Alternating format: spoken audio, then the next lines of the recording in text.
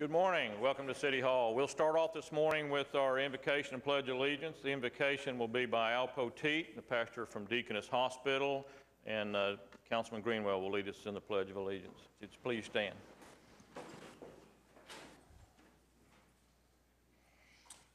Would you pray with me? And my prayer this morning is for this council as it leads the city, that God would give you wisdom. He would direct you for all the benefit of all its people. And so, Lord, we bow before you this morning, and we thank you for your mercy and your grace. We ask your blessing on this mayor and on this council, and we ask that you would give them wisdom, that you would guide them, that you would direct them as they govern this land, and that they would govern it for all of the people. And we ask it in your Son's name. Amen. Pledge allegiance to the flag of the United States of America and to the republic for which it stands, one nation, under God, indivisible, with liberty and justice for all.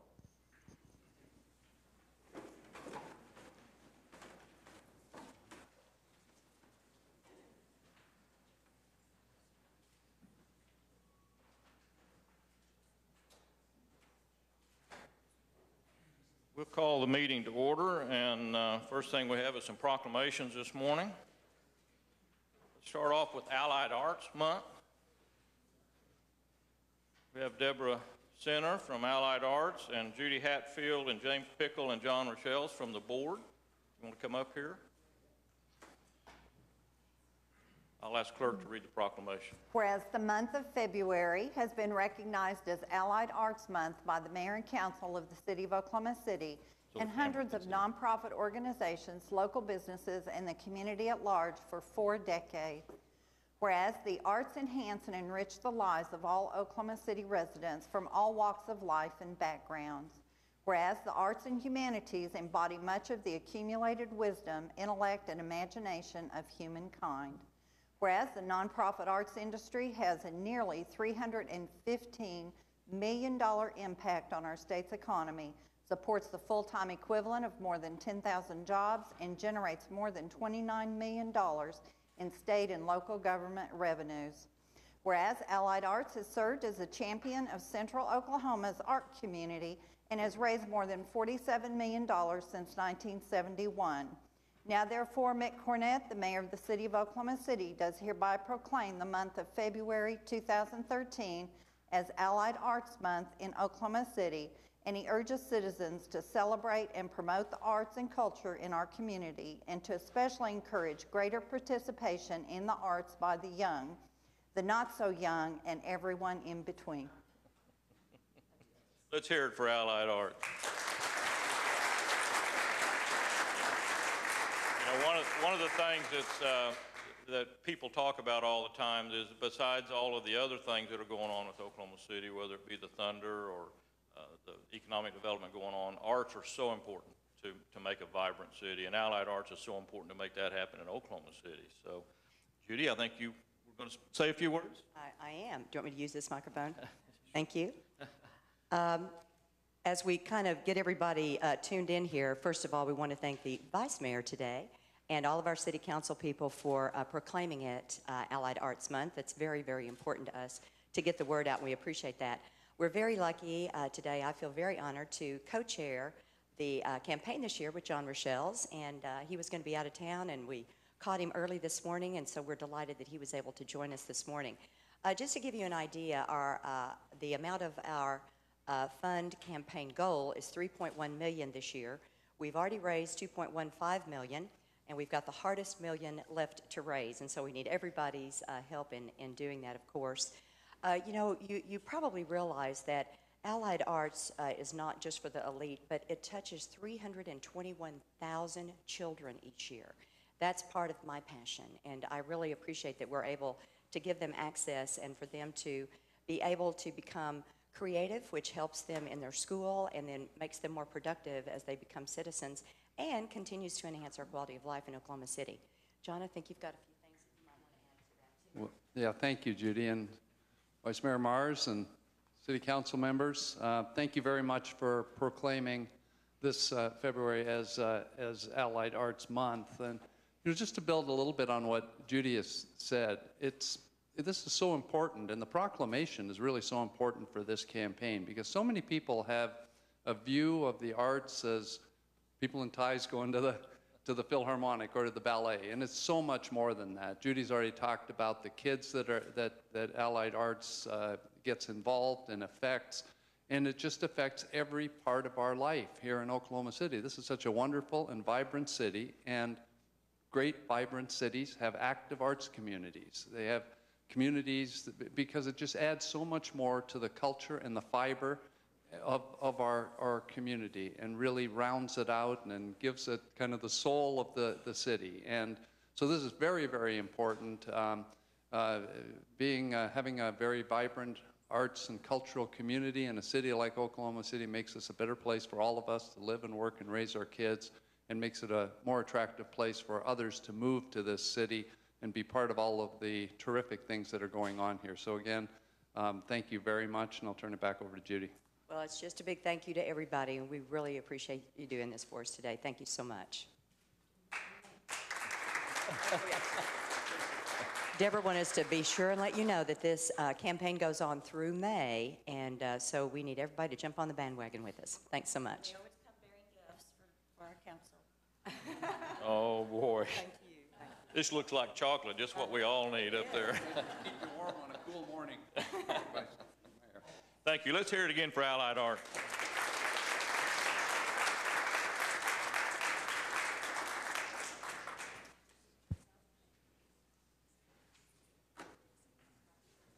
Okay, if Michael Owens would join me up here. Yeah, come on, all of you come on up.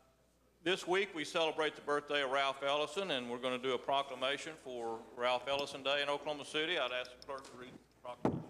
Whereas Ralph Ellison, one of the most celebrated figures in American literature and an internationally renowned writer, was born in Oklahoma City, Oklahoma. Whereas March 2013 through March 2014 will mark the 100th anniversary of Ralph Ellison's birth. Whereas Ralph Ellison was the author of the 1953 National Book Award winner novel Invisible Man, numerous short stories, essays on jazz, literature, and American culture, collected in Shadow and Act and Going to the Territory, and his novels Juneteenth and The 3 Days Before the Shooting.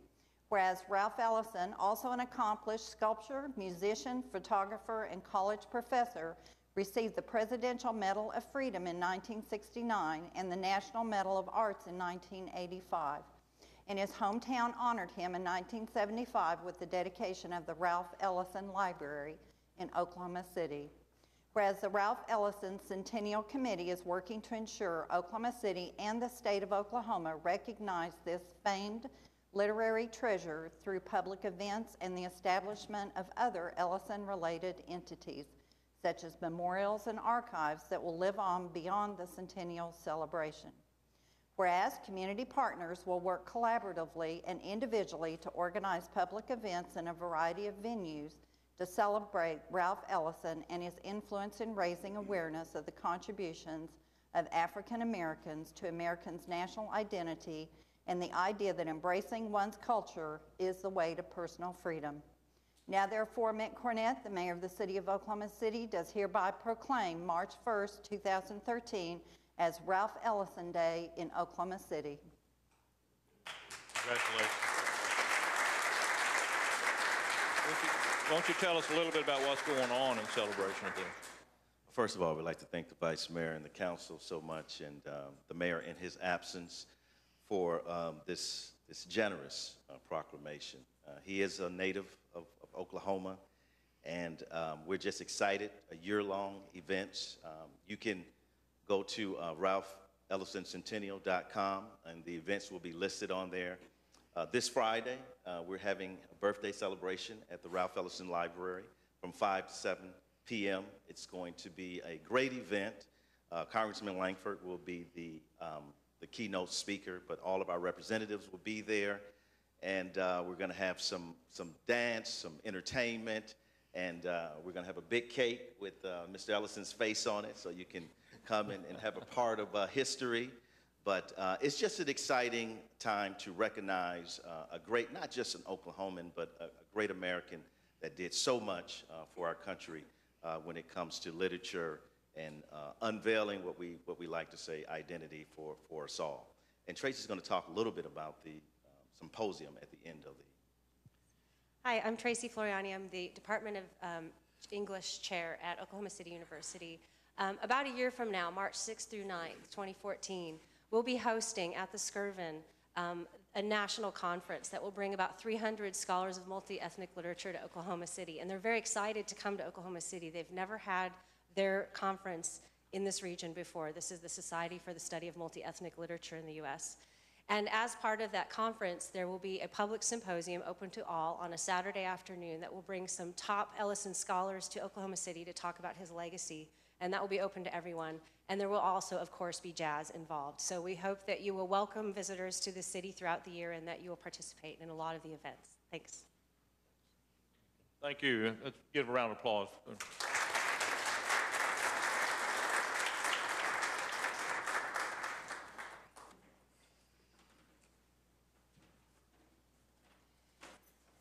Okay. Rebecca, why don't you join me up here? Rebecca Ambrosi, is that correct?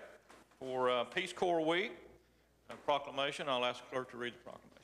Whereas the Peace Corps has become an enduring symbol of the United States' commitment to encourage progress, create opportunity, and expand development at the grassroots level in the developing world. Whereas since 1961, more than 210,000 Americans have served as Peace Corps volunteers in 139 countries. And during the course of the past 52 years, 441 men and women from Oklahoma City have responded to the United States call to join the Peace Corps. Whereas Peace Corps volunteers have made significant and lasting contributions around the world in agriculture, business development, information technology, education, the environment, as well as health and HIV, AIDS, and have improved the lives of individuals and communities worldwide. Whereas Peace Corps volunteers have strengthened the ties of friendship and understanding between the people of the United States and those of other countries. Whereas Peace Corps volunteers, enriched by their experience overseas, have brought their communities throughout the United States a deeper understanding of other cultures and traditions, thereby bringing a domestic dividend to our nation. Whereas the City of Oklahoma City recognizes the achievements of the Peace Corps and honors its volunteers, past and present, and reaffirms the United States' commitment to helping people who help themselves throughout the world. Now therefore, Mick Cornett, the Mayor of the City of Oklahoma City, does hereby proclaim the week of February 24th through March 2nd as Peace Corps Week in Oklahoma City. Congratulations. Why don't you give us just a few details of what's going on? Okay, as you know, or she just read, Peace Corps just passed our 50th birthday, and we've had about 200,000 volunteers in 139 countries around the world. We were created by John F. Kennedy to promote the ideals of friendship and understanding, and we have 3 goals. Our first goal is to provide trained men and women to countries that we've been invited to. Our second goal is to share American culture and values with our host country. And our third goal is when we come home to share our experiences and our cultural experiences with our communities. So I'd like to thank the council and the vice mayor for honoring us with this wonderful proclamation. You're more than welcome. Congratulations again.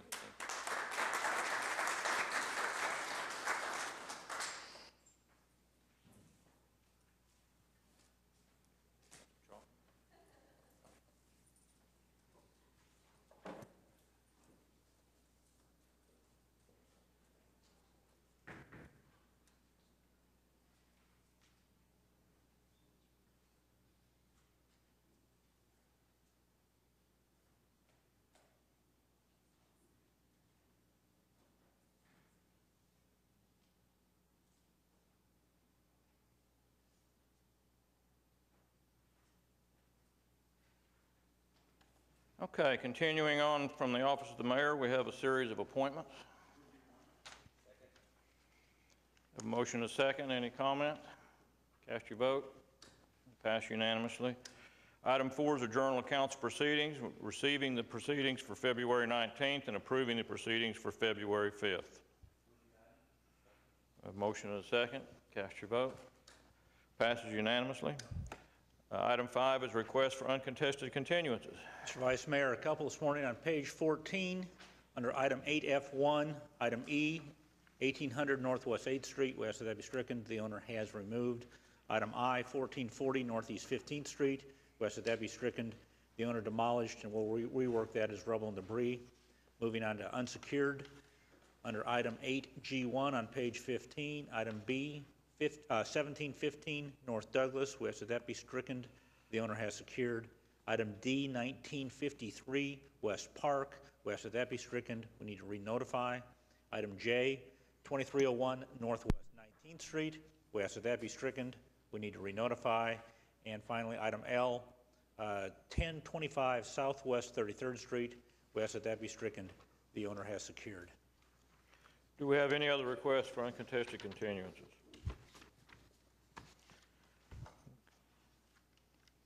Okay, we'll recess the council meeting and convene as the Oklahoma City Municipal Facilities Authority. We have a number of items. And we need to move. Mr. Mayor, I would recommend that item D go into executive session on that, so that if you approve them, you approve items A, B, and C, and vote separately to move D into executive session. Okay.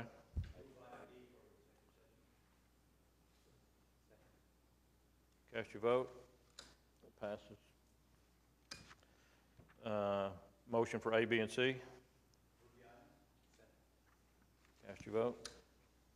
Passes unanimously. We're going to recess OCMFA because of the item going into executive session. We'll convene as the Oklahoma City Public Property Authority with a number of items.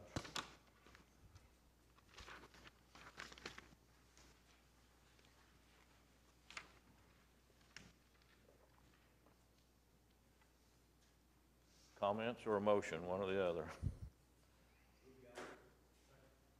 Okay, we have a motion and a second. Any other comment? Cast your vote. Passes unanimously. Adjourn the OCPPA and convene as the Oklahoma City Environmental Assistance Trust. 2 items.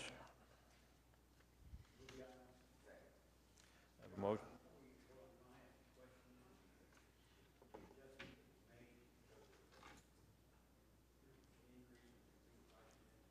Thank you. Is that a two-way adjustment? If the consumer price index goes down, do we reduce the payment? I believe that's correct. Marcia can come in and answer that question. So it's not a ratchet I believe that's effect. correct. Okay, thank you. Any other questions? We do have a motion and a second. Cast your vote. Passes unanimously. We'll adjourn OCEAT and reconvene the council meeting with the consent docket.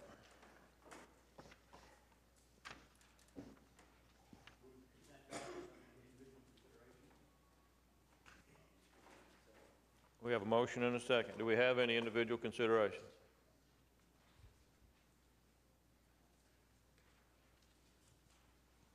Hearing none, cast your vote. Oop, did somebody say something? On K? Okay. Why don't you go ahead with that, Skip? I just wanted to know, looking at this, is this a standard procedure as it relates to rail line? Well, I don't know if Railroad there's a track. standard procedure as it relates to rail lines. This is a line that goes over the Oklahoma River just to the west of Western, and it kind of parallels, it's called the old packing yard lead, something like that, and it goes, crosses the river. It's been abandoned now because of the relocation of I-40. It goes down toward the stockyards and toward the airport area, and we were trying to acquire a piece of that to be used for some type of a trail use in the future. And so I wouldn't say it's a standard process because I don't know how many times we've ever done this, but it's the process we're going into with the railroad. So the track itself will be abandoned? I mean, It is already abandoned. It's already abandoned, okay. But as I understand this resolution, or this item, it's a railroad banking thing, and they have the right to go back in there, reinstall a rail system, and reuse the thing. I think there is a reversionary clause that's back into it. I think that's correct, sir. So we then can use it for items, anything that we want to, except we couldn't construct anything across it because of the Russell? likelihood, or not likelihood, but the possibility of it being reused? I don't know about construction. This is a pretty common practice across the country, and as far as we know, I don't know that any land that has been provided by a rail company has ever been taken back and returned to rail use. So they've been pretty positive in assuring us that this land is abandoned and will not return to rail use. But they're not positive enough about it to strike that particular clause in the agreement. They have a lot of attorneys as well. Probably more attorneys than have railroad tracks.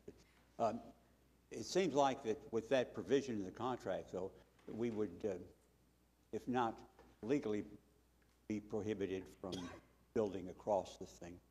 Practically, it would be a bad decision because we have the likelihood, maybe not very strong likelihood, but a likelihood, and they have the right to put that track back in. And that'll be a policy decision then the council can deal with later. Thank you. So at the present time, We're going through their processes to try to free that track up for trail purposes. Well, this is a step in the process of receiving the land. This isn't the final. Correct, yes. It is quite a lengthy process. We've been talking to them for a long time on this parcel of land. with the designated design plan use of it? Or? Not at this point. We just realized that with the river master plan and other activity occurring along the river, that at some point in time, this offers a potential for an addition to the trail system. There has been discussion about an equestrian trail along the river. This would be, that could be tied into this. It could be another amenity to support development in that area. And it connects to a railroad, an abandoned railroad bridge that Department of Transportation acquired. And I think ultimately we would like to use as a pedestrian access across the river, because it's a great structure, but it's not going to be used as a rail line any longer.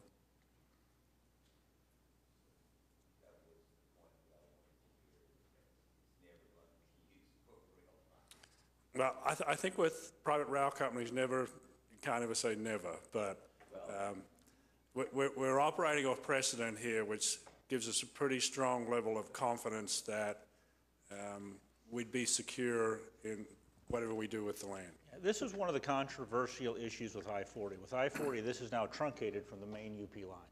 And so this is the line that came off of it that spurred down to the south.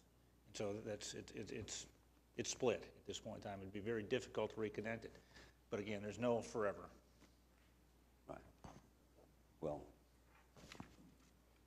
it's my understanding that trails and both pedestrian and bike and equestrian trails all over the country are built on things like Correct. this.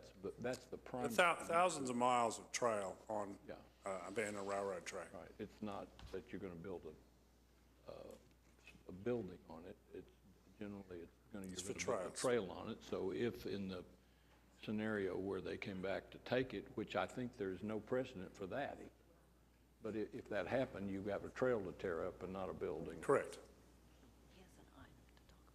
thank you, Russell.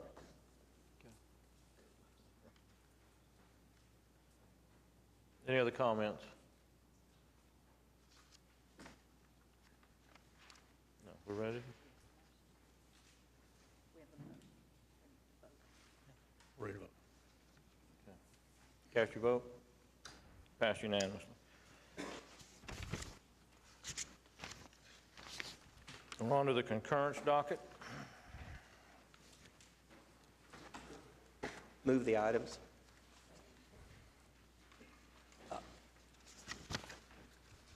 Need a second? We do. Pat, Oh, okay. Any comments on the concurrence docket? Vice Mayor, I have a question on item M, Okay, as in Mary. go ahead. Okay. And I guess perhaps direct it to Jim.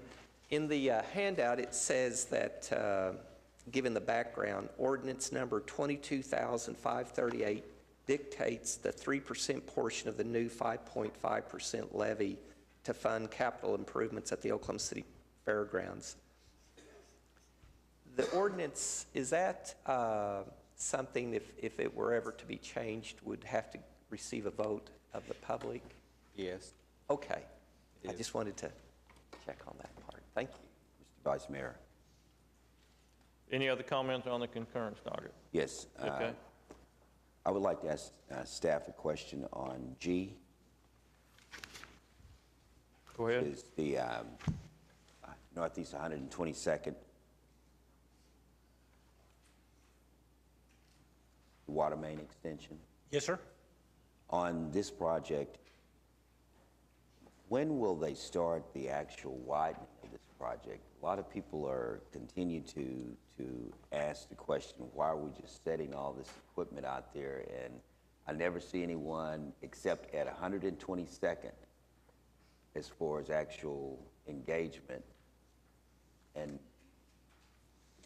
Well, so Mr. Winger can get it. Obviously, we're doing the water work first, and then we're going to come back and do the roadway improvements as we always do. And I don't have the specific time schedule for that, Councilman, but we'll get that for you unless Okay. Mr. Winger can come in quickly. Okay. Thank you.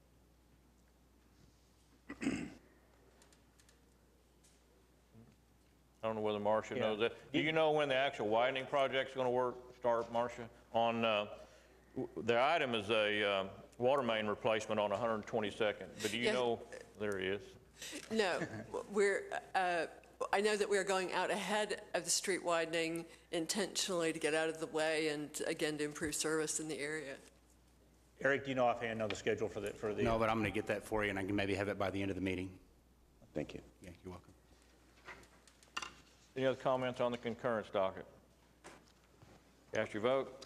It passes unanimously. Item 8 is items requiring separate votes. 8A1 is a ordinance on final hearing, establishment of no parking zones in Ward 2. It's had unanimous traffic commission approval, no protests. I move for approval. Have a motion and a second. Any comments? Cast your vote. Passes unanimously. 8A2 is establishing a 2-hour reserved parking space in Ward 6. Meg's not here. Does anybody know of any problems with this? Do we have anybody signed up to speak on this one? I move approval. Okay, we have a motion and a second. Any comments on it? I just have one comment. Okay. Since this is about parking, and I recall that I made a very big issue about the parking meters some years ago. But is it too late to go back to, I say go back, with the continuation of the parking meters, is it too late for us to install some of the old traditional parking meters? Well, you can always go back. We've just completely bought the new meters, and we've made a significant investment into those new meters. Mr. Couch, Mr. Manager, I apologize, Mr. Couch. I think if you took a walk-by survey of people downtown Oklahoma City when they come down and park at one of these meters, it is the most confusing engagement to simply park your car. You have to decide whether or not you got cash money or a credit card. And then you have to decide, am I supposed to get this little piece of paper and put it where? Then you got to walk back to your car, open the car, and put it someplace on the dash. And then you got to remember which one of those spaces that you actually park your car in, because the parking meter is usually about 4 spaces from where you park your car. A little simple 25 cents, nickel, or whatever into the traditional parking meter was so simple for parking. There's a lot of people that will stand out there at those parking meters and they can't figure it out. And on a bright sunny day, the glare on that screen, you can't see anything hardly. I mean, I know what the purpose and the mission was, but I just think that we ought to, as we go forward with the new designated parking areas, that we really ought to look at the possibility of being a little bit more friendlier with those individuals who come downtown to park. That in itself is a challenge for most people just coming downtown. And then when you get there and you try to figure out you know, what am I supposed to do at this kiosk? But that's my comment on the parking. There have been some struggles with it. We've really had very few complaints about it, and we do have a video that's out. We put it out on the COPTA website. It's out on the city's website, going through and how to operate the meters and how they work. But I do understand your concern. That in itself ought to tell us something. If we have to do a video, educational video for parking a car, as to how do you pay for parking, I mean, that tells you right there that there's a challenge issue. And for the little old lady that's 75 years of age or 80 or whatever that comes downtown, or someone brings them downtown, they probably not going to get to see that video. I mean, they don't probably get up in the morning and say, you know, let me check out the video for parking downtown Oklahoma City. I just think that we live in a society where things are moving in different directions, and true enough. But then there are some parts of our society, I think, that kind of remains the same as it relates to service and convenience. And I think that we sometimes get above a lot of people in our community as far as their ability to conceive and understand and process that information. And I mean, the old traditional parking meters worked just fine. You knew for a fact that you had 25 cents, a quarter, a quarter, a nickel, or a dime. And that was it. You didn't have to worry about whether or not it was going to take my credit card or my debit card.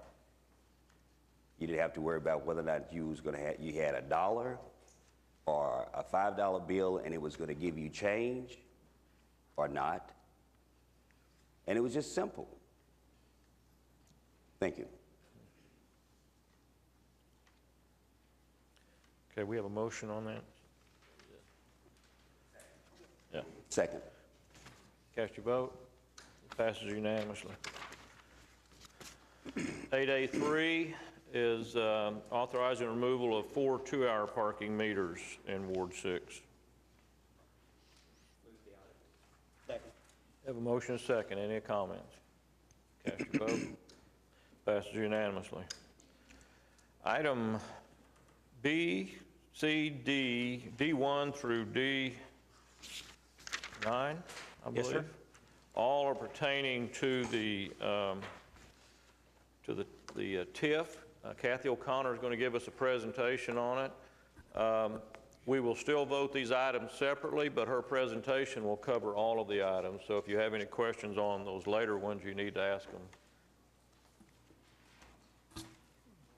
Welcome. Good morning. I'm Kathy O'Connor with the Alliance for Economic Development, and as the Vice Mayor mentioned to you, we have a presentation this morning that goes over items 8B through 8D9, and all of these items are related to either changes to the TIF project plans for TIF 2 and 8 or allocations of funding, of TIF funding to specific development projects. So the first thing that we're going to talk about is an amendment to the TIF 2 and TIF 8 project plan, and consider $38.9 million in 10 different projects. 7 of those are infrastructure-related projects, including $26 million from the Devon headquarters TIF district, or TIF 8, for priority public improvements, an allocation to Oklahoma County for $4 million, an allocation for parking of $2.25 million, and 3 commercial and residential projects that we'll talk about this morning. Before we begin, we wanted to give you a little bit of background on our TIF districts. If you recall, we have 8 different TIF districts that have been created by the City Council. The most recent of those is the Devon headquarters TIF district, or TIF 8. And really the ones that we're focusing on this morning are TIF 2, which is the downtown TIF district, and TIF 8. Tax increment financing is a local redevelopment technique that's authorized under the Oklahoma State Constitution, which municipalities can use to fund specific public and private improvements to help make economic development happen. Tax increment financing allows a community to capture the increased property values that result from redevelopment in a blighted area. As I mentioned, TIF is authorized under the Local Development Act and the Oklahoma Constitution in Article 10, Section 6C. TIF districts can be created for up to 25 years. Our downtown TIF district was created in about 2000, so the clock is running on the downtown TIF district. And the taxing jurisdictions are a part of our process. The way that TIF districts are created and governed is by a TIF review committee, and the TIF review committee does have representation by each of the taxing jurisdictions that are affected by tax increment financing. So that means all of the different governmental agencies that receive a piece of the property tax pie sit on that tax increment review committee. For example, Oklahoma County, the Oklahoma City Public Schools, City County Health, the libraries, MetroTech are all a part of our TIF review committee.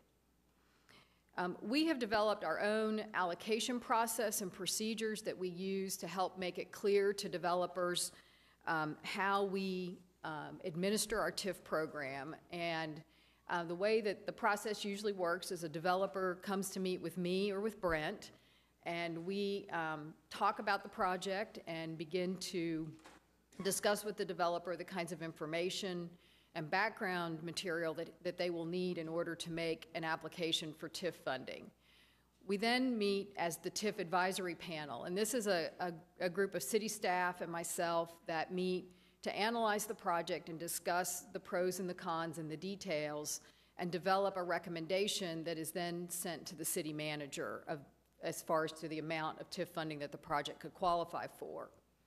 The project then is either reviewed first by the Devon Implementation Committee if it's from TIF 8 or by the Downtown Maps TIF Review Committee.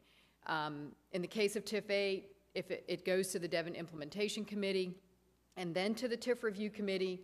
For regular TIF 2 projects, it just goes straight to the TIF Review Committee. And then it comes back to the City Council for budget allocation. So that's what several of the items that you'll be considering today are for that budget allocation. We then draft an economic development agreement with the developer once council approves the allocation, and that agreement then goes to the Oklahoma City Economic Development Trust and to the City Council. A little bit of background, as I mentioned, the Downtown Maps Economic Development Project and Project Plan Area, or TIF 2, were created in March 2007, and the TIF was amended on December 17th, 2008 to establish TIF District Number 8, or the Devon World Headquarters TIF District. The first item on your agenda today was item B, and it is an amendment to the TIF 2 project plan. What we are asking you today is to consider an amendment to the project plan budget for TIF 2 to increase the allocation for residential to $10 million, by $10 million, sorry.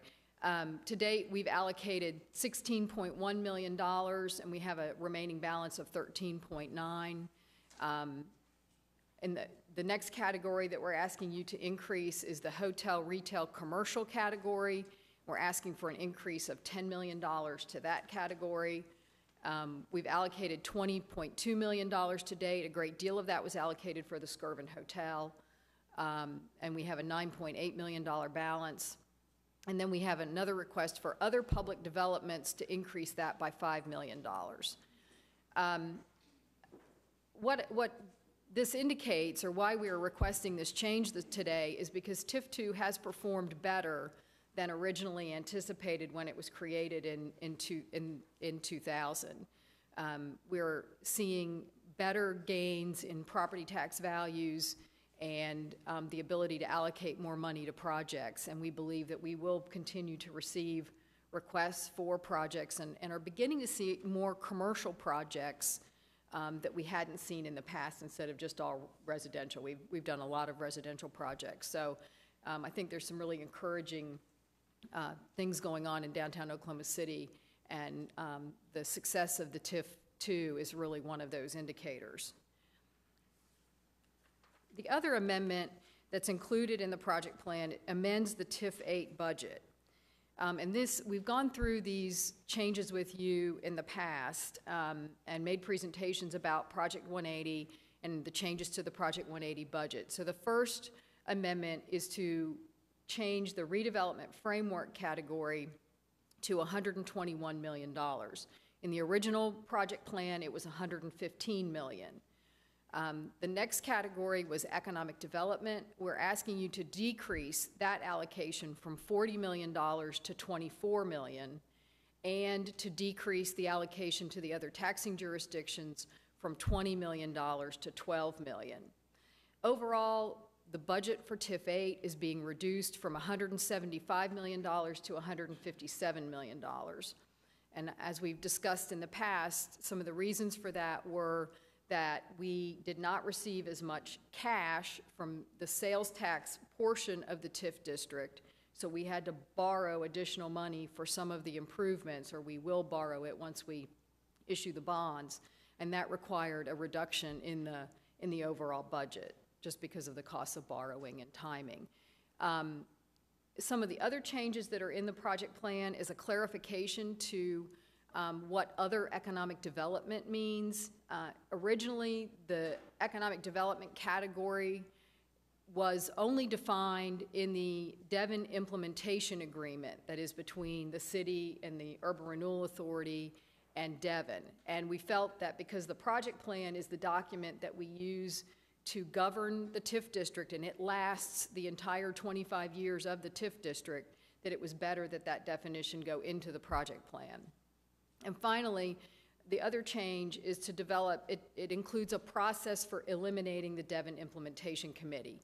The Devon Implementation Committee was created so that Devon, as the lender of the original interim financing on the project, had approval of those priority public improvements. So the Implementation Committee met and would approve the contracts, the change orders, all of the different items. Well, as we wrap up Project 180 and those public improvements, there really isn't a need for the Devon Implementation Committee anymore, and we will go to the process that we usually use with the TIF Review Committee and the City Council, and not have that step for the Devon Implementation Committee anymore. So that pretty much wraps up the changes to the project plan. Now we're going to get into some of the changes, some of the allocations to specific projects that are on your agenda today. The first one is the downtown sidewalk project, and this is item C on your agenda. Originally, we had allocated, or the City Council had approved an allocation of $400,000 for a downtown sidewalk project, and we had planned to use that to leverage a federal grant that we did not receive. So what we are asking for is to increase that allocation slightly to $500,000 and to help us so that we can use that money to complete sidewalk projects that maybe aren't in the Project 180 area or aren't in a GO bond project. There's several areas in downtown Oklahoma City where there's gaps in the sidewalks, just like there are all over the city. And so we are looking for areas where we can complete the sidewalks and continue our emphasis on creating a more pedestrian-friendly environment. The Downtown Tax Increment Review Committee approved this project in December, and if we go to the next slide, we have some examples, if you can see, of places where the sidewalks are either in pretty bad shape or need to be fixed or filled in so that we can create a more pedestrian-friendly environment. So that's Project C. The next project on the for your consideration is item D1, and this is the Century Center commercial project. A developer purchased the retail portion of the Century Center in May 2012 and requested TIF assistance in September. If you're familiar with the Century Center, there are 2 levels of commercial space on the first and second floor of that building. COTBA owns the parking that is below ground, 2 levels of parking below grade and 2 levels of parking above the commercial space. So the developer has purchased just the retail space, not the parking. So the project is, the developer plans to make a $27 million investment in about 100,000 square feet of commercial space. There will be room for commercial, retail, restaurant development on the first floor. And he also intends to add two floors of additional parking, or an additional 400 parking spaces above the KOTPA garage. And they are in the process of negotiating with KOTPA on the purchase of KOTPA's airspace in order to construct those 400 parking spaces. Staff has recommended assistance in the form of $2.1 million in development financing assistance and a low-interest loan of $800,000 towards this project. And this project was approved by the TIF Review Committee in December also.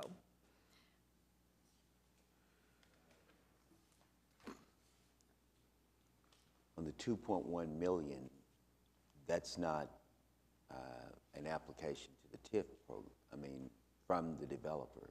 Yes, the $2.1 million is TIF funding to the developer, and then there will also be an $800,000 loan from the TIF to the developer as well that will be repaid. And the expected return, has that been projected in reference to the revenues of the revenue return? Yes, all of these requests are evaluated and based upon having all of the TIF allocation returned back to the TIF district before the expiration of the TIF district in 2026. So we always look at that, and that's always a part of the consideration before we bring something to you for approval. These are some images of the project. The one on the lower side of the page is what the Century Center looks like today, and the upper image is a rendering of what the redeveloped project will look like. The project includes reskinning the building, completely changing it, making a much more active pedestrian front on the building, making it much more interesting, and then adding the 2 levels of parking, which makes it a little bit more substantial building than it is now. Okay, the next project is the Bricktown Infrastructure Project, and we're requesting an allocation of $750,000 to improve the just general infrastructure in the Bricktown area. There's a need for us to take a look at sidewalks, lighting, irrigation, landscaping, kind of just all of the streetscape and public improvements in the public environment in Bricktown. A great deal of those improvements, especially along the canal, were made in 1999 with the opening of the canal, so they're becoming a little worn and a little dated, and this allocation will allow us to do quite a bit of improvements and improve the experience for visitors and residents in Bricktown. Here's some examples of some of the problems that we're having in Bricktown. Just painting, paving, sidewalks, lighting, all of those kinds of things that we think are needed and will help with Bricktown. The next project is a parking garage renovation project that requests an allocation of $1 million. And this supports renovations that will be made by KOTPA to the Santa Fe garage and the Century Center garage. We just talked about the Century Center improvements that are going to be made by a private developer, but the garage spaces that are still owned by KOTPA at the Century Center are in need of some rather significant repairs. And so this allocation will help to pay for those and the repairs that are planned at the Santa Fe garage. They include things like elevator improvements, helping KOTPA pay for its portion of the new panels that will go on the exterior of the Century Center, and the new exterior that goes on the Santa Fe as well. And this was also approved by the TIF Review Committee in December. The next project is a request by Oklahoma County to make renovations to its parking garage at Hudson and Robert S. Kerr. If you recall, in the project plan, we have allocations for the other taxing jurisdictions that are a part of the budget in the project plan. And we've used these to help fund things like the downtown elementary school, some improvements for MetroTech, things like that. But this is the first request that we've received from Oklahoma County for funding, and they've requested $1,250,000 to help repair their parking garage. And it includes, there's some deteriorated concrete, some reinforcement that's needed, ceiling joints, those kinds of things, waterproofing that will help extend the life expectancy of that garage.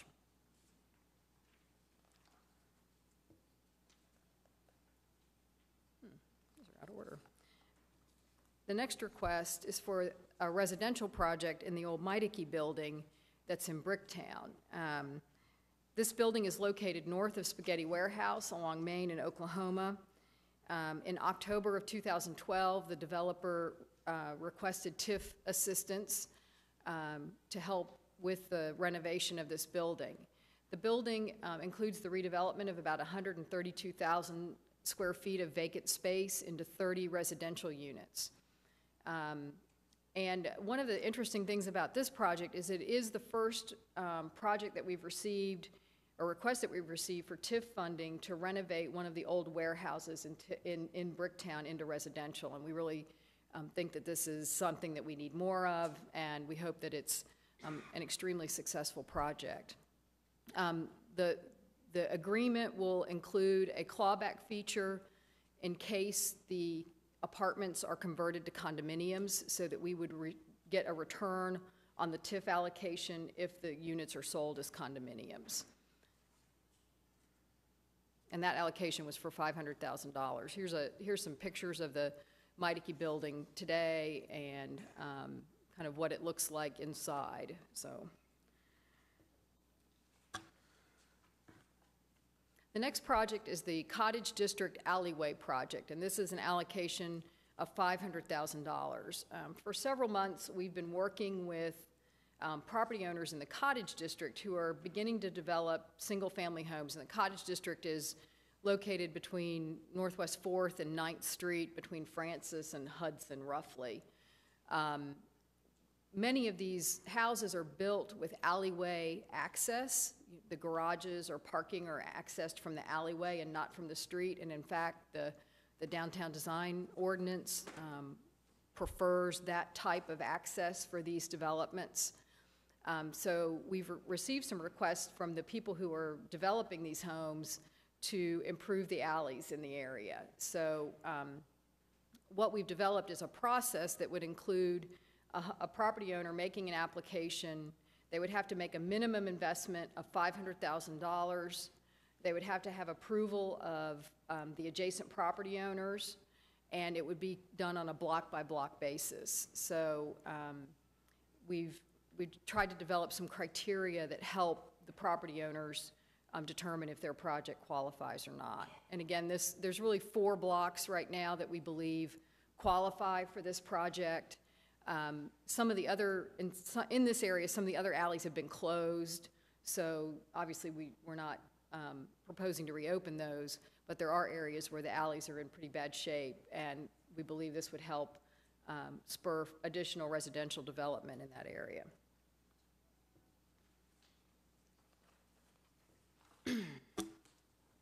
The next project is a request from TIF 8, and actually the next 2 requests are from TIF 8, and this is for improvements to the Oklahoma County Annex building for renovations of that building. The request is for a $4 million allocation, and as I mentioned earlier, if you remember, the TIF 8 budget includes a $12 million allocation for public improvements for the other taxing jurisdictions.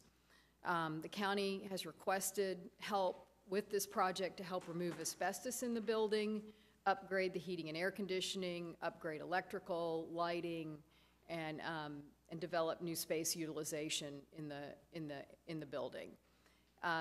It contemplates that we will reimburse the county for their expenses as they occur, and it also has been approved by both the TIF Review Committee and the Devon Implementation Committee. Here's some images of some of the things in the county annex building that are in need of repair.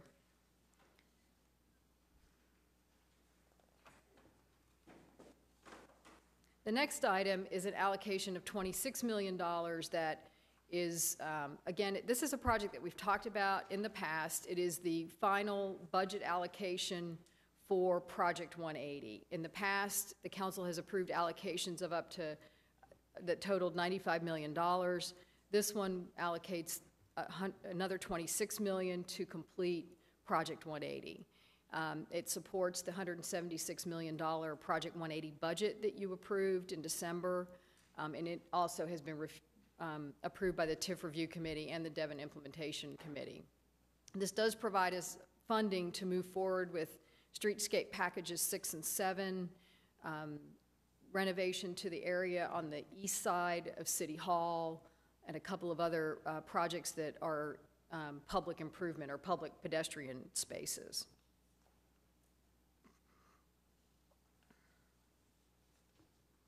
The final project that we have this morning is a project for the Oklahoma Publishing Company, and it is a request for an allocation of $1.5 million from the other economic development category that is a part of TIF 8. This is the first of these allocations that we've received and the first one that you've been asked to consider. The Oklahoma Publishing Company has sold its headquarters building on the Broadway extension and must relocate by December 2015. They have identified that they would like to relocate to the Century Center project, the same Century Center project that we just talked about a minute ago, they plan to make significant tenant improvements to that building and other kinds of purchases of furniture, fixtures, and equipment in order to make their move to downtown.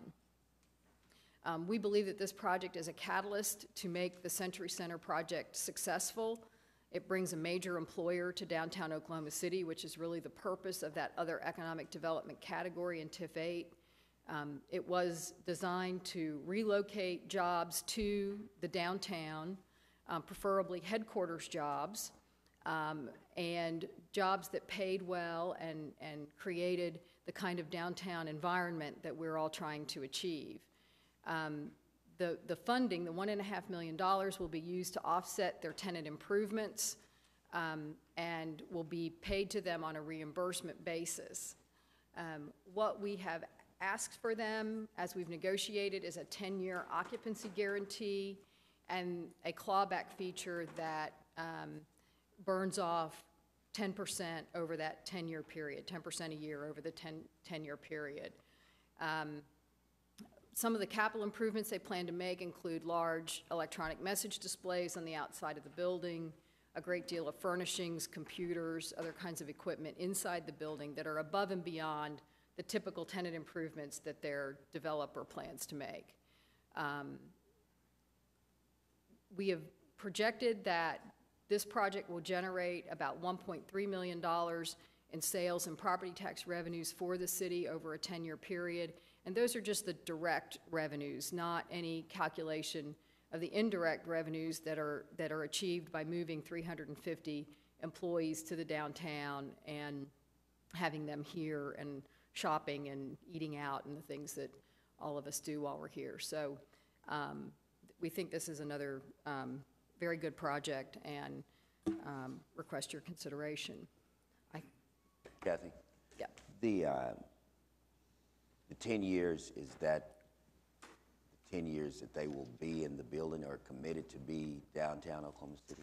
Yes. For the lease of or whatever is it a lease or a purchase of They will be leasing space in the building, and separate from that lease, we have asked for a 10-year occupancy guarantee.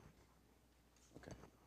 So the lease then is for 10 years, yes. And then we got a guarantee of additional 10 years? No, it's the same 10 years. The same 10 years? Yeah.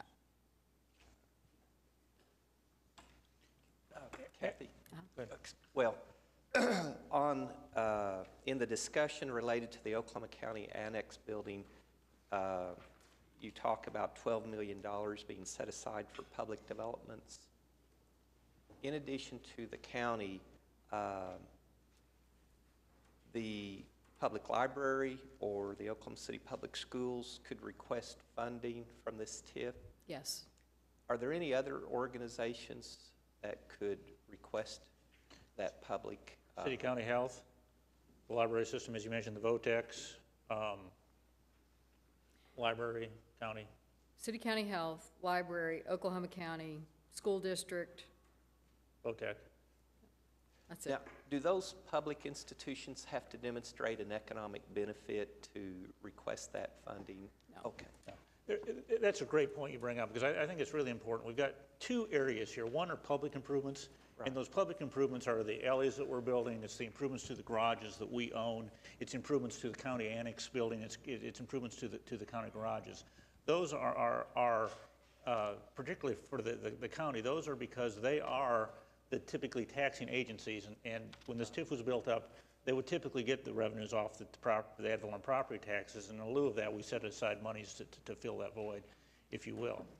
On the private side of things, and we've had several of those this morning, I want to comment on that for a minute, because we look at those very, very carefully. This isn't just a blanket grant program that's out there. We look at the performance on each of those projects that are coming down the line, and we believe that without the TIF involvement, they would not happen. It's the but if for the TIF investment being there, they would not happen.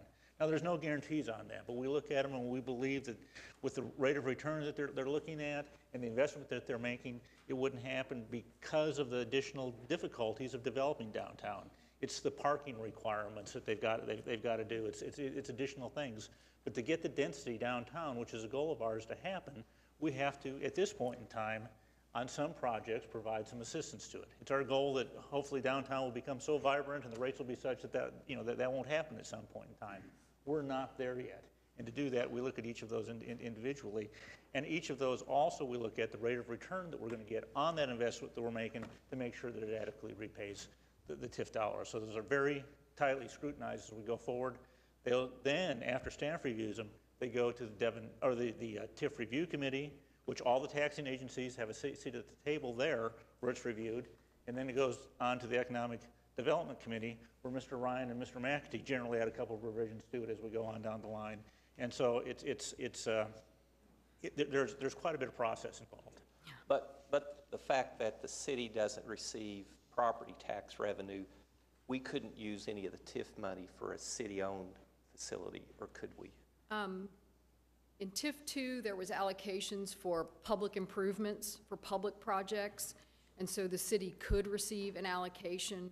And it isn't a part of this allocation for the other taxing jurisdictions. We don't take any money for city projects from that budget category, but there were categories for other public improvements in TIF 2 that we used to and those include make improvements at the river, for example. And most of those we do look at, will they have an economic development benefit for us in the long term? They're not, we have a different standard for ourselves.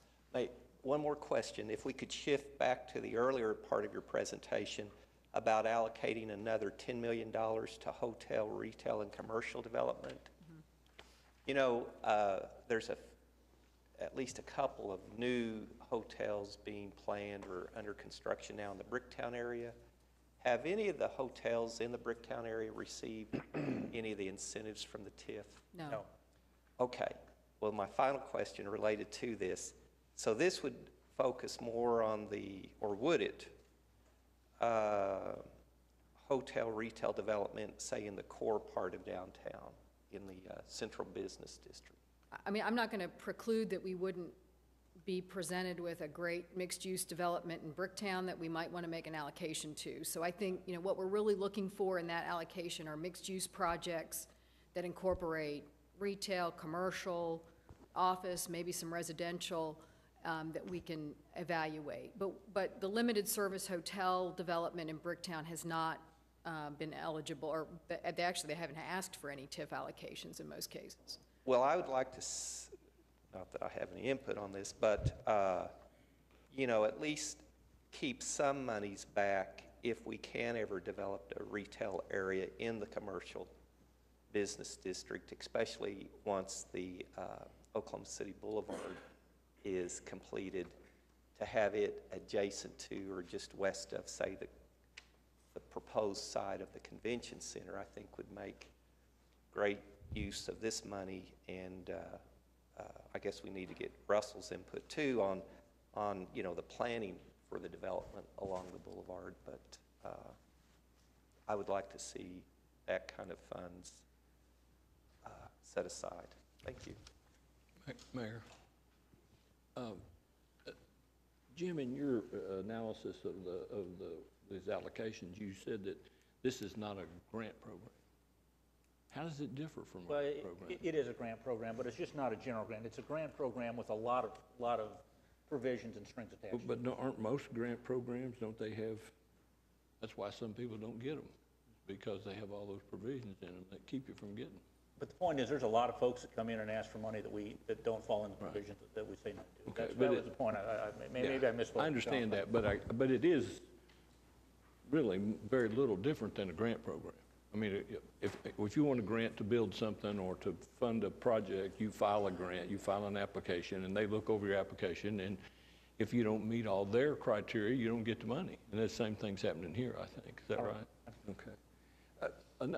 I had a question, again, early in your presentation, Kathy, that had to do with the TIF Review Committee. That's the committee that's made up of all the different taxing entities. How much power and authority do those committees have? Well, they make recommendations to the city council. They don't have any final approval authority. So if for instance, Oklahoma County didn't like what we were doing and their vote was no, that would just be a committee recommendation that contained a no vote. Right. We could do it without them. Yes. We could do it without the school board. We could do it without the library. We could do it by ourselves. Yes. Okay. Which one of these TIF districts is the oldest? The health center TIF district was created first. And when was it created? It's really only about 6 months older than the downtown TIF district. It's like 13 or 14 years. Okay, Yeah. so we're not close yet to having seen what's going to happen at the end. That's correct. That's correct. We're about halfway through. We're already, we're already taking the end into consideration, though. No, I understand. I heard that. That's why I asked the question. Another question that came to me was that when you're talking about the balances that remain in TIF 2 after the requested amended allocations, are those balances of actual cash still left in the fund? They're a budget balance. So the money is not there in a bank account somewhere. It's just a budget amount. So we budgeted $25 million originally for residential development. We have $13.9 million left in the budget. In the budget. In the budget, not in cash funds on hand. So some of those may actually reflect either an increase or a decrease in the amount of money that we receive based on our initial projections then. Is that fair? Yeah. And all of the changes in TIF 2 are increases in the budget allocations that reflect that the TIF district is performing better financially than what we originally anticipated. The last question I had, or actually it's more of a comment than it is a question. Especially when you're talking about large structures, buildings, most of the time the people that build those are very proud of the fact they built them. And someplace on the building there's a plaque or a cornerstone or something that talks about who built it. Does any thought ever be given to putting a plaque up that says this is built by the taxpayers of Oklahoma City? I mean, really, that's what's happened. This is tax money that's going into the. I'm not objecting to it. I'm going to vote for all these things, but in an effort to be realistic about it, it would be nice, especially in the case of the newspaper, to have a sign on their building that said this building was partially constructed by the taxpayers of Oklahoma City. I think that's something we can request in the future. I mean, I don't mean that snarky. I just think it sounds kind of snarky though, doesn't it? Especially since I said that about the paper. But I do think there has been this love-hate relationship between the newspaper for a long time. I mean, that'd be the 900-pound gorilla in the room, or the elephant. The 900-pound gorilla is not in the room, is it? the elephant's in the room. The 900-pound gorilla is just there in the argument somewhere. I've got to get my, anyway. I do think that situation exists, but they're not alone. I mean, we're talking about Midakee, we're talking about, I see Marva there, we see there's that kind of money has gone into the Seaber. I mean, I don't see anything wrong with some kind of acknowledgement. Some recognition of that. The Skirvin is a good example of that. Again, it's just a thought. A plaque to recognize the tip thought. participation. Well, you know, I see all these things. I'm kind of into all that kind of stuff. You get as old as I am, you're trying to figure out how, we want to make sure everybody remembers something. But especially because of my memory is starting to slip a little bit. But I just think it would be nice, it'd be fair to put those kind of things out there, because that's where a great deal of this money is coming. And if in fact we're right about the fact they would not be there but for this money, then that's even more of a reason to recognize that that's where some of this money came from. Larry? Kathy, a couple of questions, if I could, ma'am. You made the statement that one reason we're increasing the budget was because these TIF districts were doing better. Would you just explain for our viewers what doing better entails? It means that development in downtown has occurred at a rate faster than what we originally anticipated, and at creating property values in excess of what we originally anticipated. And so when development happens more quickly and the value of that development is higher, it creates additional revenues for the tax increment financing district. Okay, and then off of that same thing, talking what Pete was talking about taxpayer involvement. If I'm a taxpayer and I live outside of the downtown area and don't own property down here, all right, the monies that are used to finance these taxing increment districts are not coming from me. They're coming from the increased property values on the properties within the district. Is that not true? That's correct, within the increment district. Within the increment district. And so there's no general fund sales tax dollars going in behind this. It's just the property tax within the increment district that's used to fuel the funding of these. We do have some sales tax TIF districts that do allocate sales tax dollars that are generated by that project. For example, there's a sales tax TIF district associated with the Skirvin, but those are not general fund sales tax revenues that would go into the general budget. One of the things I do think we need to say is that when we analyze these projects, we look very closely at the property tax revenues that these individual projects generate, and the allocations that they receive are based upon their own tax payments, not necessarily tapping into the larger growth in assessed values downtown, if that makes any sense. So we take a pretty conservative look at these projects, and you can ask some of the developers that are in the room.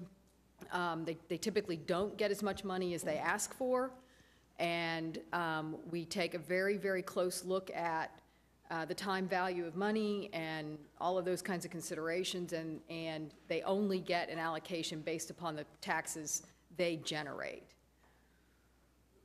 Look, I would just beg to differ a little bit with the position that they're not tax money, that they don't. If you live in Windsor Hills, you're not paying for that, because you are, because the money that would have gone to the library that might have serviced Windsor Hills is going into a building downtown. Is that not right? Potentially. I do think in the downtown TIF district especially, we have to remember, and this is kind of complicated, we have direct projects and indirect projects. And if a project does not receive any assistance from the city through this process, or just the natural growth in assessed values, a half of that amount is allocated back to the other taxing jurisdictions. So they are seeing a benefit, and actually a much greater benefit in the growth in property taxes that's happening in the rest of the community. I'm not arguing that they're not receiving a benefit. What I'm saying is that tax dollars from everybody that lives in Oklahoma County that benefits from the Oklahoma City County Library system is a contributor to the Midakee building, if that's what happens. You could look at it that way.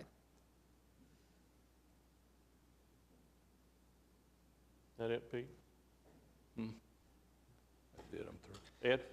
Just a couple of questions. On the taxing jurisdictions, so the amount allocated to those taxing jurisdictions will now be 12 million In TIF 8. in TIF 8. Yeah. And those have to be spent on projects within the TIF district? They have to be spent within the project area of the TIF district. And the project area is slightly larger than the increment area. Actually, it's quite a bit larger. It goes from Northwest 13th Street to Southwest 27th, I-235 to Classen and Western. So it's a pretty big district and incorporates an area generally considered south of downtown.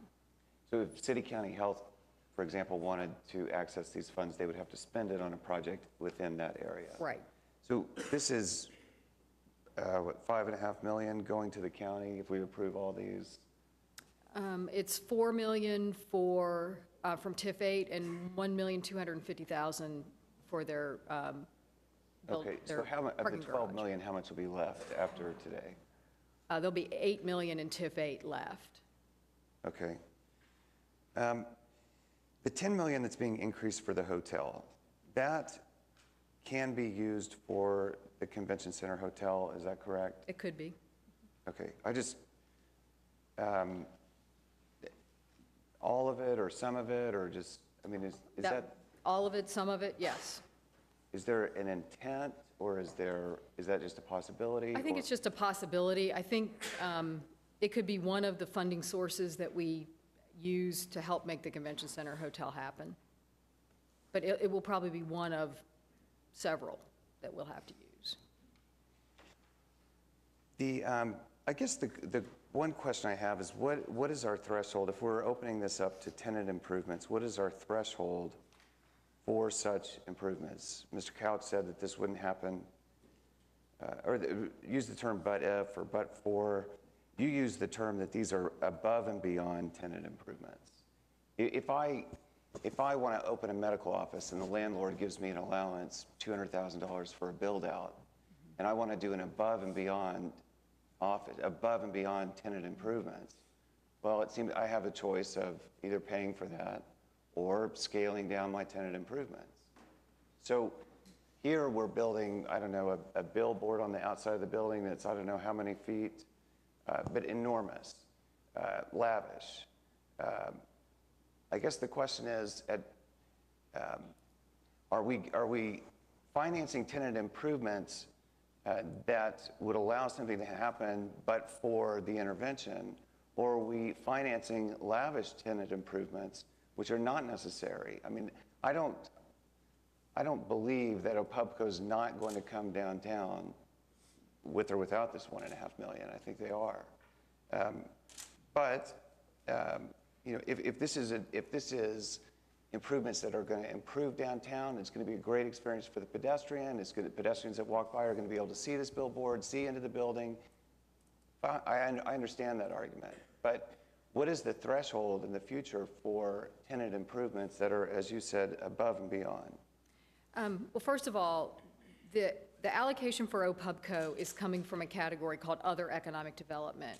And really the criteria for that category are related more to job creation than investment in the building or in property. We tie it back to that because we want to see that investment. We want to see that they do generate tax revenues. But I really think that the definition that's in the project plan talks about job creation and creating high-quality jobs in downtown Oklahoma City. So when we look at projects that might be eligible for that other economic development category, what we're going to be looking for are companies that are going to create a headquarters presence, significant numbers of new jobs in downtown Oklahoma City. To improve the accountability for the TIF funding, we have tied it to tenant improvements, or we've associated it with that because those kinds of things are what creates tax revenues.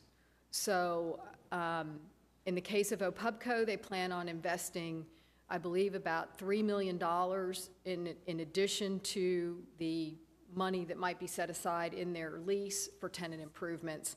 And we've basically tied it to that just to improve the accountability for the TIF dollars. Is there property tax on the items that they purchase that then refinances the TIF, that gets paid back to the TIF? Yes, personal property taxes on business equipment, all their computers, their furnishings, like you mentioned, the electronic message display that they plan to put on the exterior of the building, all of those things are subject to property taxes and to sales taxes. Okay. Do you have a list of the sidewalks that for the 500,000 that you're planning on? We do not have a list at this date. We'll be developing that. So it's just It's an allocation of funding. It's just a budget allocation, basically. And then we'll come back with specific projects to be completed. And how do you prioritize those? How do you pick which sidewalks? Well, I imagine what we'll be looking for are places where there are no sidewalks, where there's like a gap in the sidewalk, or the sidewalks are in very bad shape. And, you know, the priority will be, you know, as we find them and the worst ones, and connecting along major corridors to major venues. Any other questions from council? Is there, on the residential development, how many units will this, do you have any information as to, or the 30 residential units, how many of these will be at rate, and how many will be at a lower cost of living for individuals? Is there any plan to make this affordable housing to any of the units? We are in discussions. I'd have to ask Andy or Marva to come up and talk a little bit about that, but this project does contemplate having units that are slightly below what the current market is for residential in downtown. I don't know that they would technically meet the affordable housing criteria that HUD has in place, for example, but we are looking at trying to create more affordable units in downtown. And we have some other projects that are in the works that will have an affordable component. Well, I would like for us to seriously consider, you know, I mean, I can support the project, but I do have a concern as it relates to who will be able to afford to live in these units. And I think that's becoming a growing question with a lot of individuals that, you know, are we creating a one-income dimensional, you know, downtown housing? And it, you know, I just think if we as a city is going to participate in the financing of these type of projects, we ought to clearly ask for some transparency as it relates to the affordability of individuals to have an opportunity to live downtown, contrary to some of the other housing that's downtown. We share your concern, and we are working with several developers to begin to develop more truly, you know, HUD qualified affordable housing in downtown Oklahoma City. Thank you. And my other question is on the alleyway project. I hate to refer to it as alley, but will this be a project that's managed under our Public Works Department? Yes. It'll be funded by the TIF, and then the work will be completed through contracts administered by Public Works. So who's making the application for this? Is this not something that the city should have been attentive to? And typically, alleys or is this a private issue? Alleys are typically a private issue, we're looking at this as a private issue, so the private developers or homeowners will come to us and make the request. It is public right-of-way, so we can use Public Works and the Public Works contracting process to make the improvements, but the funding will come from the TIF district, not from any city general kinds of revenues or GO bond funds. So is there new development in this area? Yes, there are. There's several houses that have either been built or are under construction. And the developers that are continuing as relates to new projects, it is their request then that these alleys, fairways or alleys be opened up for new paving. Mm-hmm. Is that right? Okay.